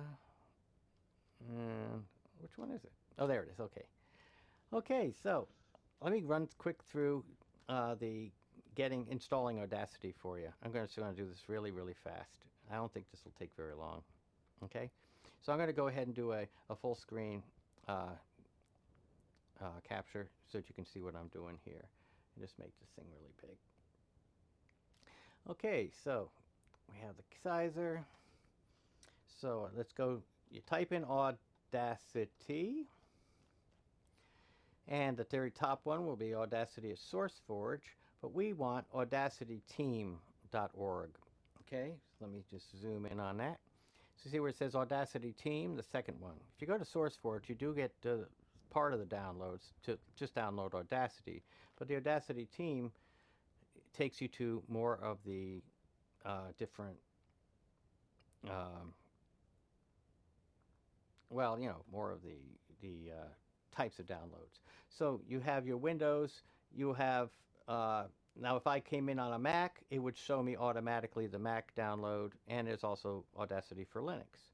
So if I went to all Audacity downloads, I would find that. Okay, so let's go ahead and look at all Audacity downloads, and you see you have Audacity Windows, Mac, and Linux. Okay, and let's zoom that in again. Okay, so as you see, Audacity for Windows, Audacity for Mac, and Audacity for Linux. So you get that. It's a straightforward installation. You just go through the usual next thing. I don't believe they even include any offers, but always watch out if there's an offer like to install a toolbar or something, even if it's a legit toolbar. Don't put all that crap on in your browsers. Slow stuff down, especially if you're trying to do recordings. Okay, so however, down here on the left side, see where it says plugins and libraries. That's the next stop that you want to make. is go to the plugins and libraries section. So let's go over there. And you see it's a lot of plugins and libraries in this program. You have LATSPA. Plugins is a type of, I don't even remember what LADSPA stands for. It's an acronym. But it's a ton of free plugins that work. And one of the kind of cool things, in fact, let me go back to a previous page. And the previous page before that. Okay, for a long time, as it's saying here, we have wanted real-time preview for effects. They never had that before. You had to apply an effect and then listen to it back later to see if it worked. Now you have real-time preview. So they managed to do it. So it now has LATSPA VST, which is the latest type from Steinberg of plugins. There's tons of free VST plugins. And the cool thing about VST plugins is they come up with a little interface that looks a lot like a actual piece of hardware. I'll go ahead and let me show you my upper monitor. And you see over here, you've got, these are my reverbs. So see how they make the reverb things look like real hardware over here? And they make these look like real power strips, even though these are actually DirectX things made by the same guy that did Voice Meter. And but yeah, VST plugins very often have this kind of a look here. Okay. So let me get back to the full screen capture. Here we go. And zoom out. Okay, so I'll go back forward again a few. Boop, boop. Okay, so you get those plugins. You get the LB2 plugins support. You get the Nyquist plugins, VST plugins, as I said. And then at the bottom, which I made the screen too big so you can't see it. Oh, great. Okay, shrink. Soup. Oh, no, don't do this to me. Here we go. I have to bring this up a little bit to have it fit inside of this window. There we go. So you have your libraries where you have your lame MP3 encoding and the like. Okay, so so this is what you want. You want to click on that lame FAQ, but lame is basically MP3. Everybody's heard of MP3 files. MP3 is a proprietary compression format, though, that if they used MP3, they would have to pay a licensing fee, and then it's quite a lot of money. So they would have to charge something for this program in order to use actual MP3, okay, by Fraunhofer, because they insist everybody pay a licensing fee. So lame, it did. It's making you aware. All right. I just started it again. Thanks. Let's see. Okay. All right. Sorry about that, folks. Looks like I'm doing Crazy Mouse today, and I went and stopped the stream. So I did get a message, though, that it was having trouble streaming. Hey, earlier, when I learned the music interlude, I had so many dropouts and stuff. I had to keep restarting. I actually installed completely fresh cable into the house to bring a fresh signal upstairs here in case it was my cable, but I think it's probably Mother's Day traffic. It's just causing some hassles. All right, so anyway, so you get in here and you have these different libraries that you can get, and I thought I was going to get right to it. But they've gone and changed all the menus here on me. So here it is, the optional FFmpeg library. And that's what I want, is the FFmpeg library. So I go over here, and everything's been moved on me. One second. I'm totally lost. I have no idea what I'm even looking at here anymore. Oh, I'm so sorry. I actually have the link in here, so let me just get this. So you get the FFmpeg. It's over here. And this is what it looks like on this page, the FFmpeg library. And I'm still not there. They've moved everything on me.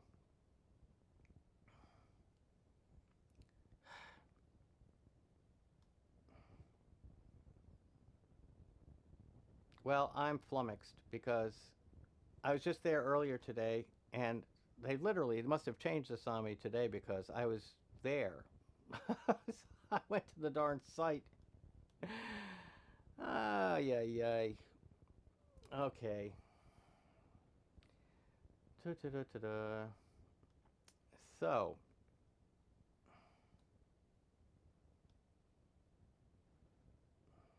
It's on the same page as Lame. Well, I'm going to drop this. I'll just put the link in the show notes for y'all to see how to get there, but I'm completely lost now. I have no idea what the heck I'm even looking at anymore.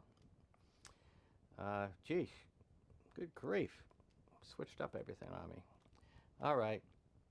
So ignore that man behind the curtain once again. I have no idea where they put the darn libraries.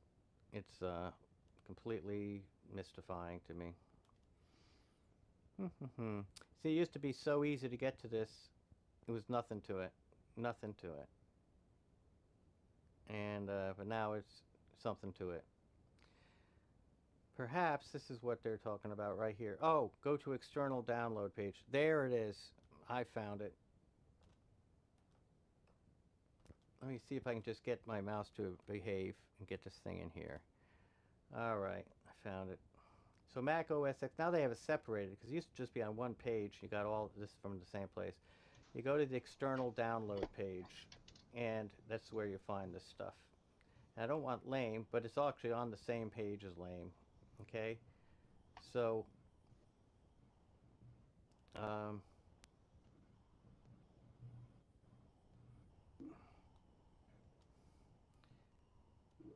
so I go to this download page.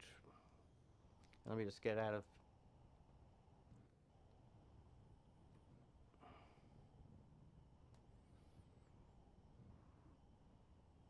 All right, and as you see, you just get this right here, Audacity. For Audacity 1.3.3 or later, you would get these. You would get this for Windows 3.9.9, and you see you have Lame here, and you've got FFmpeg here, right here. So you would get this one, Win 222, and for Windows you would get down here. You would get FFmpeg 222 for Mac here. Okay, for OS X. All right. So, and it's not showing again. Look at this. I'm a disaster since I started doing this particular subject. Get it right off the thing. So there you have it. So it goes, here's the Windows one, Lame. There's the Windows one for FFmpeg. And you see what, they go and hide the darn link, and I don't know why, but it's lame.bwanzo.org, LameWin for Windows. Okay, so this is what, it's like, they don't put it on the Audacity page for some kind of licensing reasons. So Audacity can't be connected with your putting these on into Audacity, even though it's Lame for Audacity and it's FFmpeg for Audacity, and puts it in a specific folder that Audacity always looks for, and yet for this licensing shuffle, play this shell game. So what can you do? Nothing. All right, so that was a big help, huh? Not. I managed to open up Windows I didn't need to and everything. So resize and reposition. Get this back to this thing. And now that should work. Okay. Alrighty. Exasperating. Well, at least it's still working now again. I think this is a perfect place to get the heck out of Dodge and go play some music. So, Okay. Yeah. Did you say something? I just said okay. Oh, you said okay. I just heard that "k" part. Hey, I left you a comment out there too. I really will do the TeamViewer. If you want me to show people and people want to know about that, I'll be glad to do that. Are you just tell ready? me.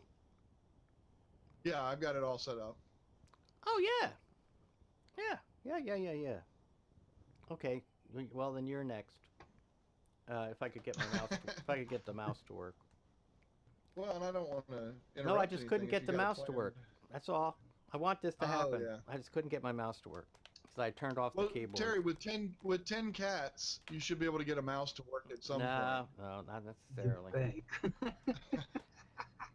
Okay, well, I'm ready for you. All right, here we go. All right, I'm going to switch on over. I'm going to transition on over to this. Let me go to, basically, and this is what I can't show you basically on my phone till because it's already loaded and stuff like that. But if you go to Google Play on your phone, this is for Android. I have a Samsung Galaxy S5 that I use, but right here is TeamViewer Quick Support. That's a key one when you're doing this particular thing. There is one for TeamViewer where you can remote control your computer at work or at home or something to that effect. So, but the one that we're going to pull to get it to pull it up on screen is the Quick Support one. Okay. I just wanted to show you that. And here, TeamViewer.com is where you, with big green button and this young lady here, it's been that way forever. And that's where you download it if you want the latest version. There is one for private use, there's one for commercial that you have to pay for. But if you use it for private use, like if I'm helping my mom with her computer there, it's a remote access and all that kind of stuff that I can do. Okay. So, all that being said, let me get right into it. I'm going to show you next how to connect to your device or telephone. Let me go back to this screen. Oh no, I'm still on it. Okay. What I want to do is I want to load up TeamViewer, and I think I have it in the background of this. Yay, I do. Okay. You want to get your partner's ID here. You want to enter it in. You have an ID that they give you, but over here is what I'm trying to connect to. So I have on my phone already set up, and like I said, you're not going to be able to see this part of it, but that's okay. I'll get a video out there like Terry's been wanting me to do and show all that part of it. But I enter that in, and it says connect to partner. And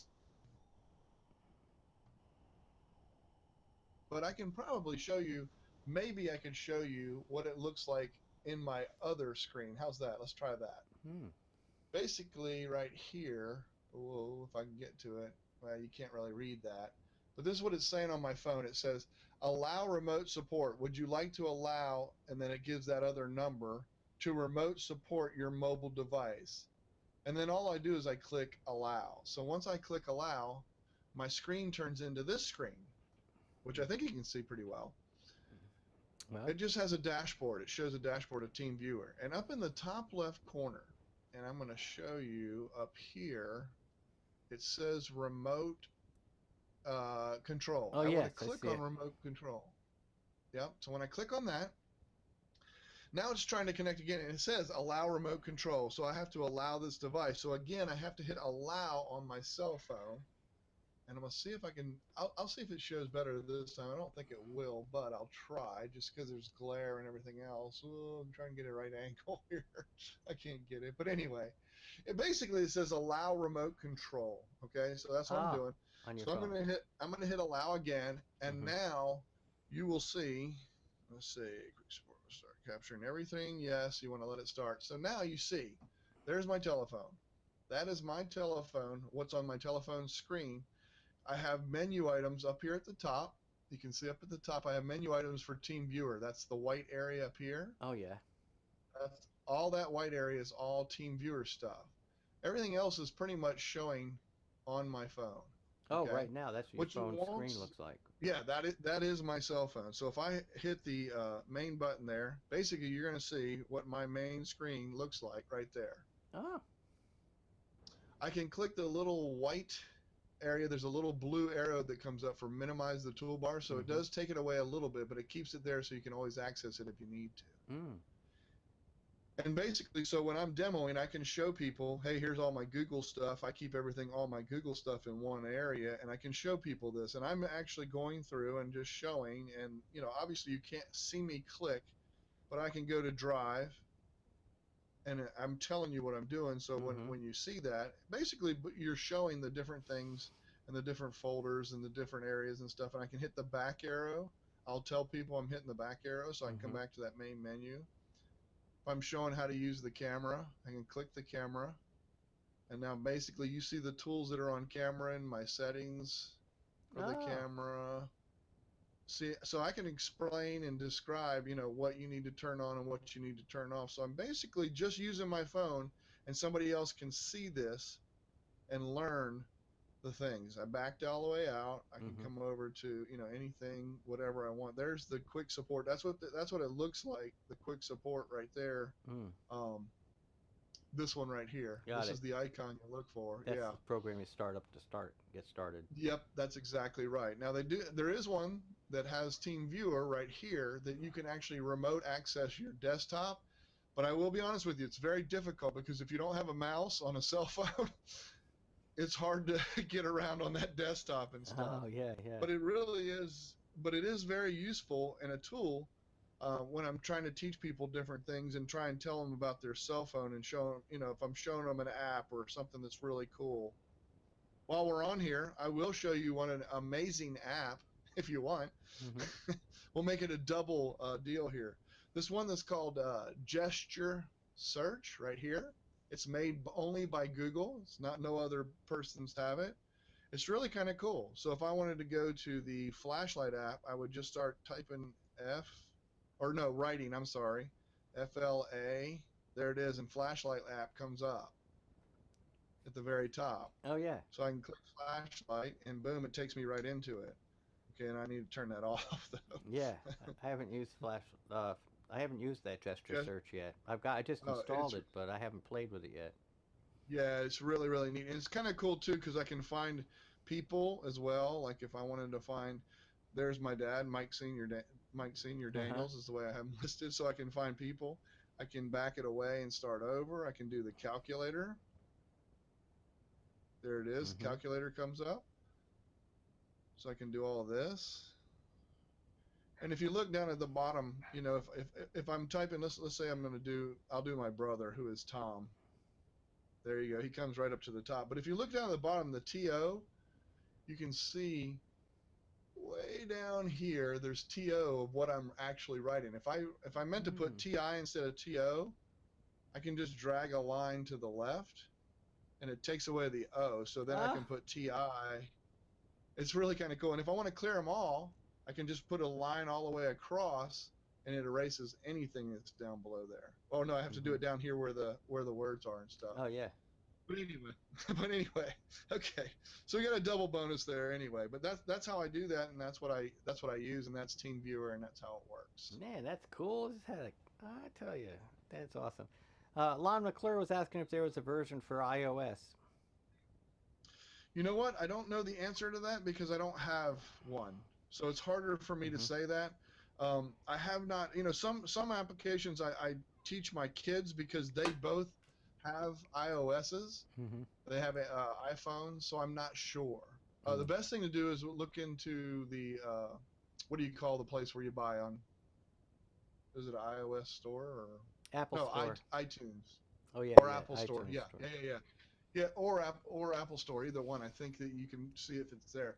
I'm not sure. I don't know the answer to that. I just saw this, and I said, oh, my goodness, I've been wanting to do this for a long time because our employees at work and things like that, those guys need to learn about their phone. We give them these nice phones and stuff, and they go out there, but they're not sure how to use them. So what I try to do is help them, and this is a great way for me to get into a Hangout and describe and show them because I can put it up on screen, or I can go access their screen if I need to, because I can remote access. So it's really, really helpful. Cool. And I know you've been screaming at me to do it, so I really wanted to do it for you. Yeah. The part I was missing was that you click that remote thing. So I'll be watching this again tonight. Good. Cool. All right. Well, gee. Hey, look, I can't believe it's only 15 minutes left to the evening, and it's been a jumping night. Oh, and Ileane Smith says there's something called Reflector if you have a Mac for iOS. Anyway, so let's see what else. What's the last things I can do? Well, I was going to play some music. I was going to give a tour of PixlrTemplates.com, and I definitely want to do that real quick. Because Pixlr Templates, it's just, everybody knows, it's just so useful. Anybody's familiar with it. Now, I know several of you already know all about this. But This is a page I put together that basically automated social media banner and cover profile pictures and AdWords display image templates that you can edit via Pixlr, Pixlr's editor. So I just made, basically, this is a whole bunch of pre-sized images that you're going to click a link, and what it does is it opens up Pixlr and opens up that pre-sized image inside Pixlr, so it's already the correct size. And for most instances, I give you a transparent image to start with, but some services will never want transparency. They don't support transparency, so all you need is JPEG. So it just opens a JPEG in that case. In other words, with a white background instead of a clear, transparent background. Like you see this image here has a transparent background with the little checkerboards. And so there's a video on the page that shows how to actually use it, how to open an image as a layer and stuff like that. But I thought I'd get into just showing you what this supports. It supports all the different things that you use for Google+, for business hangouts, for YouTube, all the different sizes. And these, I'm talking about like the banner in your YouTube channel, okay? And your profile picture. And if you're doing an events page, the events banner in Google+, okay? That's a certain size that they want. So this makes it so you just click one link and bingo, you're making it the right size. You don't have to worry about looking up the sizes. LinkedIn banner, profile pages, all that, Twitter, Facebook. And this is all the current things that when they change, they always are changing their minds about what sizes things should be. And so this, I keep up to date with these, so it's always the most current. Recently I added iTunes podcast cover art because they just changed that. Bandcamp, if you're a musician, you have Bandcamp album covers and stuff like that. So some 8.5 by 11 flyers for 2 different printing styles. There's usually you print it either at 150 pixels per inch or at 300 pixels per inch if you want a high quality printout. So this is 2 different things that basically it loads up the correct pixel size so that you can print it as a full size 8.5 by 11, okay, using that type of printing setting. And then if you do AdWords and AdSense, I've got all of these AdWords standard sizes and AdSense standard sizes. So if you're making ads to be used by people that do AdSense, display ads using Google's AdWords stuff, then this has all the right sizes. And mobile banners, if you're doing mobile banners, or especially if you're doing responsive design, you're going to want to have banners in different mobile sizes. All the different mobile sizes are in there, and some extra stuff too. So let's take a little look at like the YouTube, for instance. I just have this as a jump thing. It's all one big scrolling page. So here I have the custom thumbnail image, and that if you are doing live events, to set up your custom thumbnail image. It's just a 1280 by 720 with transparency. Well, by golly, that's also the size of a lower third for a Hangout on Air. So if I were to go up here to Google Plus formats, you see Hangout on Air, 1280 by 720. So it's the same deal. Both of them open up a transparent image in Pixlr's editor for you to edit that and do your thing. And that's what the video up top shows that, plus in my Pixlr Tricks channel and my regular channel that has the image stuff. I have more videos to show how to get deeper into this. Say you're doing there's your Google Plus event header, which is that size, 1200 by 300, and a Google Plus video thumbnail image template for scheduled Hangouts on Air. Is this funny little size, okay? But the idea is you simply click the darn thing, boop, and it spins, and then it goes and opens up Pixlr's editor, and bingo, you're in the editor. You've got the tools over here on the left, and you've got your layers, palettes, and everything is ready to go. And you've got your menus at the top. So you simply would go into Layer, and you would open Image as a layer from your computer, and that would bring an image in that you would use as the basis of what you're doing. So let's see if I have any pictures somewhere. I don't think I have any really. Ah, the demo haunted house. There we go. I'm watching it. I'm watching out there. The only window that I see is the one that you click on. I don't think I see the ones that takes you to it. I don't think, but I could be wrong on that. Somebody could verify that out there. But it just looks like the words that you're clicking on. But I could be wrong. Let me see. So layer, open images layer. Do you see that? You see that much, right? And you click on open images. I don't see anything in here. I'm watching the outside. Oh, no, no, that's right. No, no, you don't see it. I don't have, it's not on my camera. I can't share my screen because it's... No, that's fine. Yeah. That's fine. I understand. I was just making sure that they can see that. I'm not sure if they can. Yeah, they can. Yep. Cool. Just want to make sure. But that's the idea. That was not a good picture to choose, what I chose there. Here's my picture of me at camp. So there's me at camp.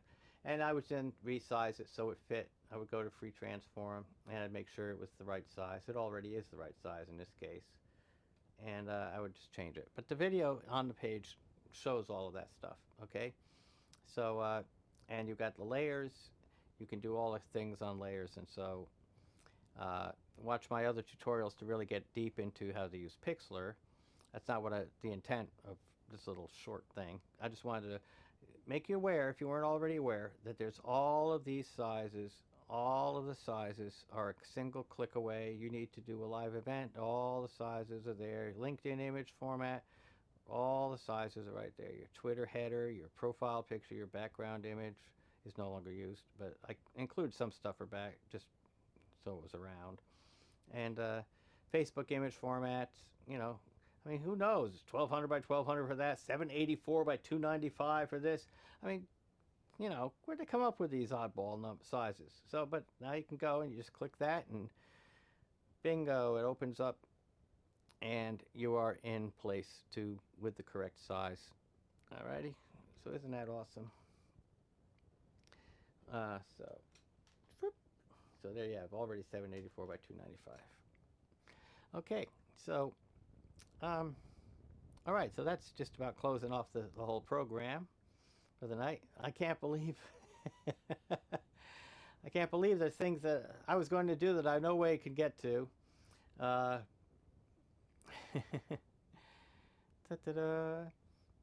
I have no checklist for the YouTube banner. I really should make one because making a YouTube banner is a little tricky. Let me show you why. Let me close out this tab here. Okay, YouTube banner.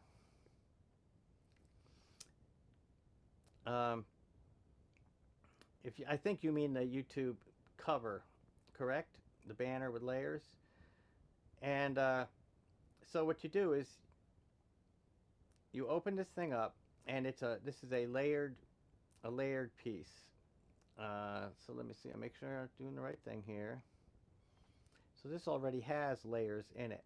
It has the safe area, the logo area where you would put your logo, the flexible area they call it. Okay, so that's this outside gray area they call the flexible area, and those are only used as guidelines. Okay,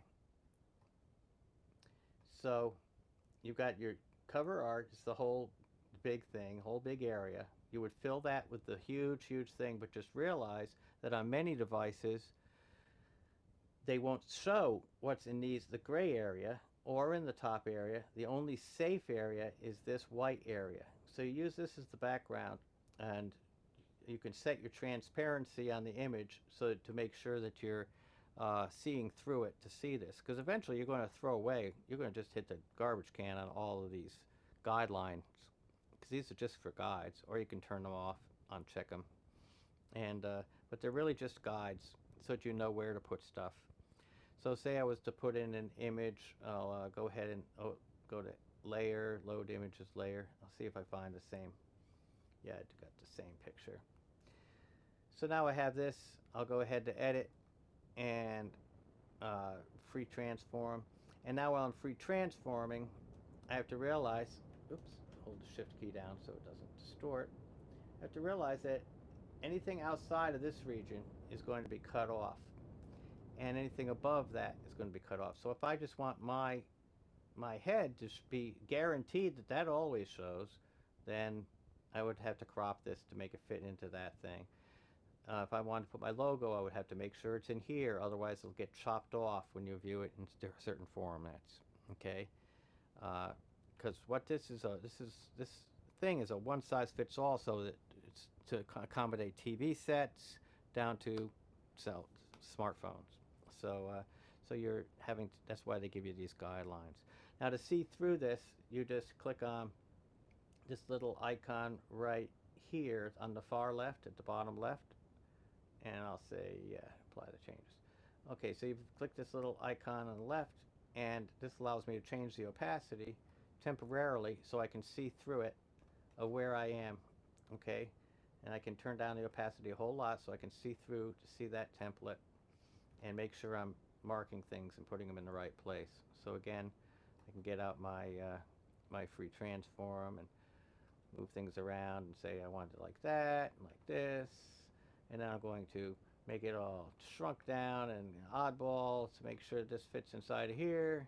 Okay, now that's kind of extreme, of course. I'm not really going to do that, but and then I would turn up my opacity again, and I'm going to throw away these safety layers.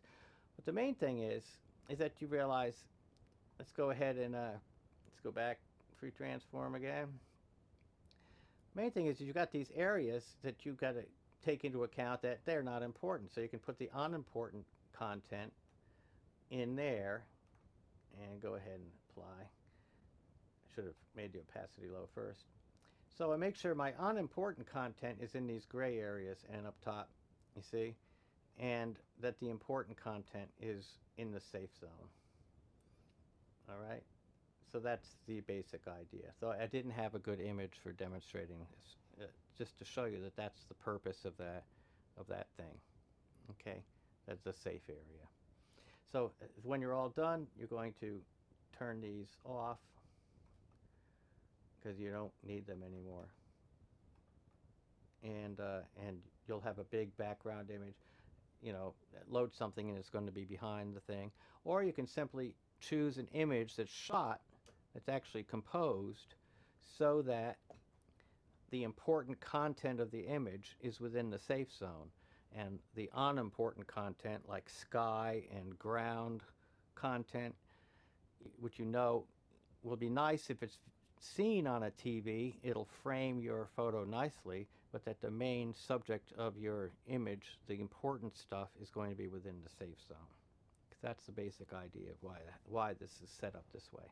Okay? So there you go.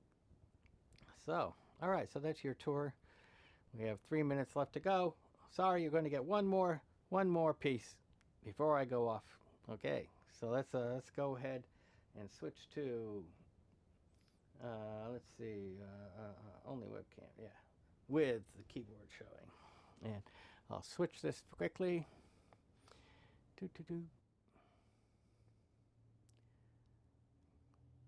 Okay, and give myself some more echo. I'm going to try to do this as a slow pokey thing.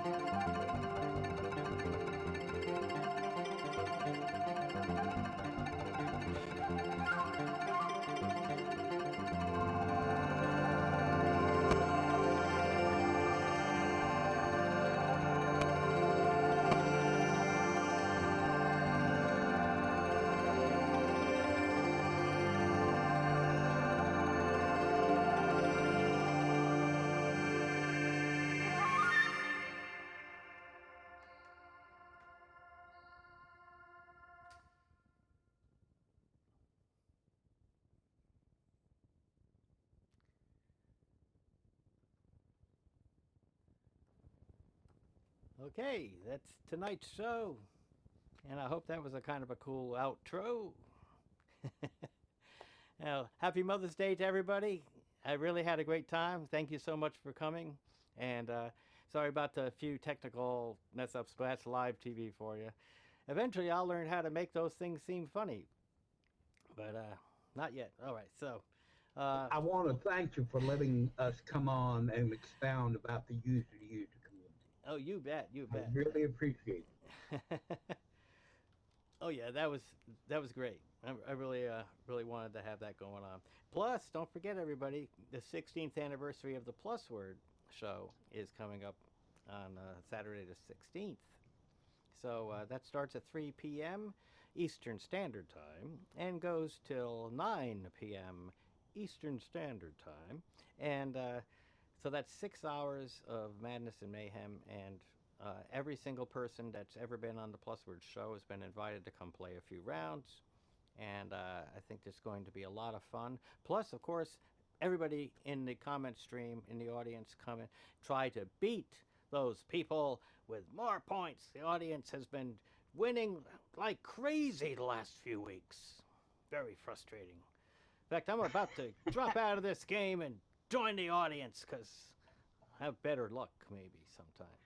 But at least they don't get that round at the end where, you know, you're guaranteed to beat whatever team Terry's on. But anyhow. Yeah, I just wish I knew who made all these rules up. You know, it would. I don't know. Whoever it is, when I find him. All right, so. All right, well, thanks a lot, everyone. And I know you're going to definitely see me on Saturday afternoon for the Plus Word thing, too. And check you out around User to User. Go join the User to User group and ask some questions, get some help, and help some other people, too. That's what this is all about. Okay, take care. And sorry about the lost streams and stuff and my crazy mousings, but that happens. At least the stream didn't disappear and YouTube was consistent. And they didn't kick me off for having 2 seconds of James Earl Jones talking. So, all right. Take care, everyone. Happy Mother's Day again. Have a great weekend. Bye-bye. Great week. Great week.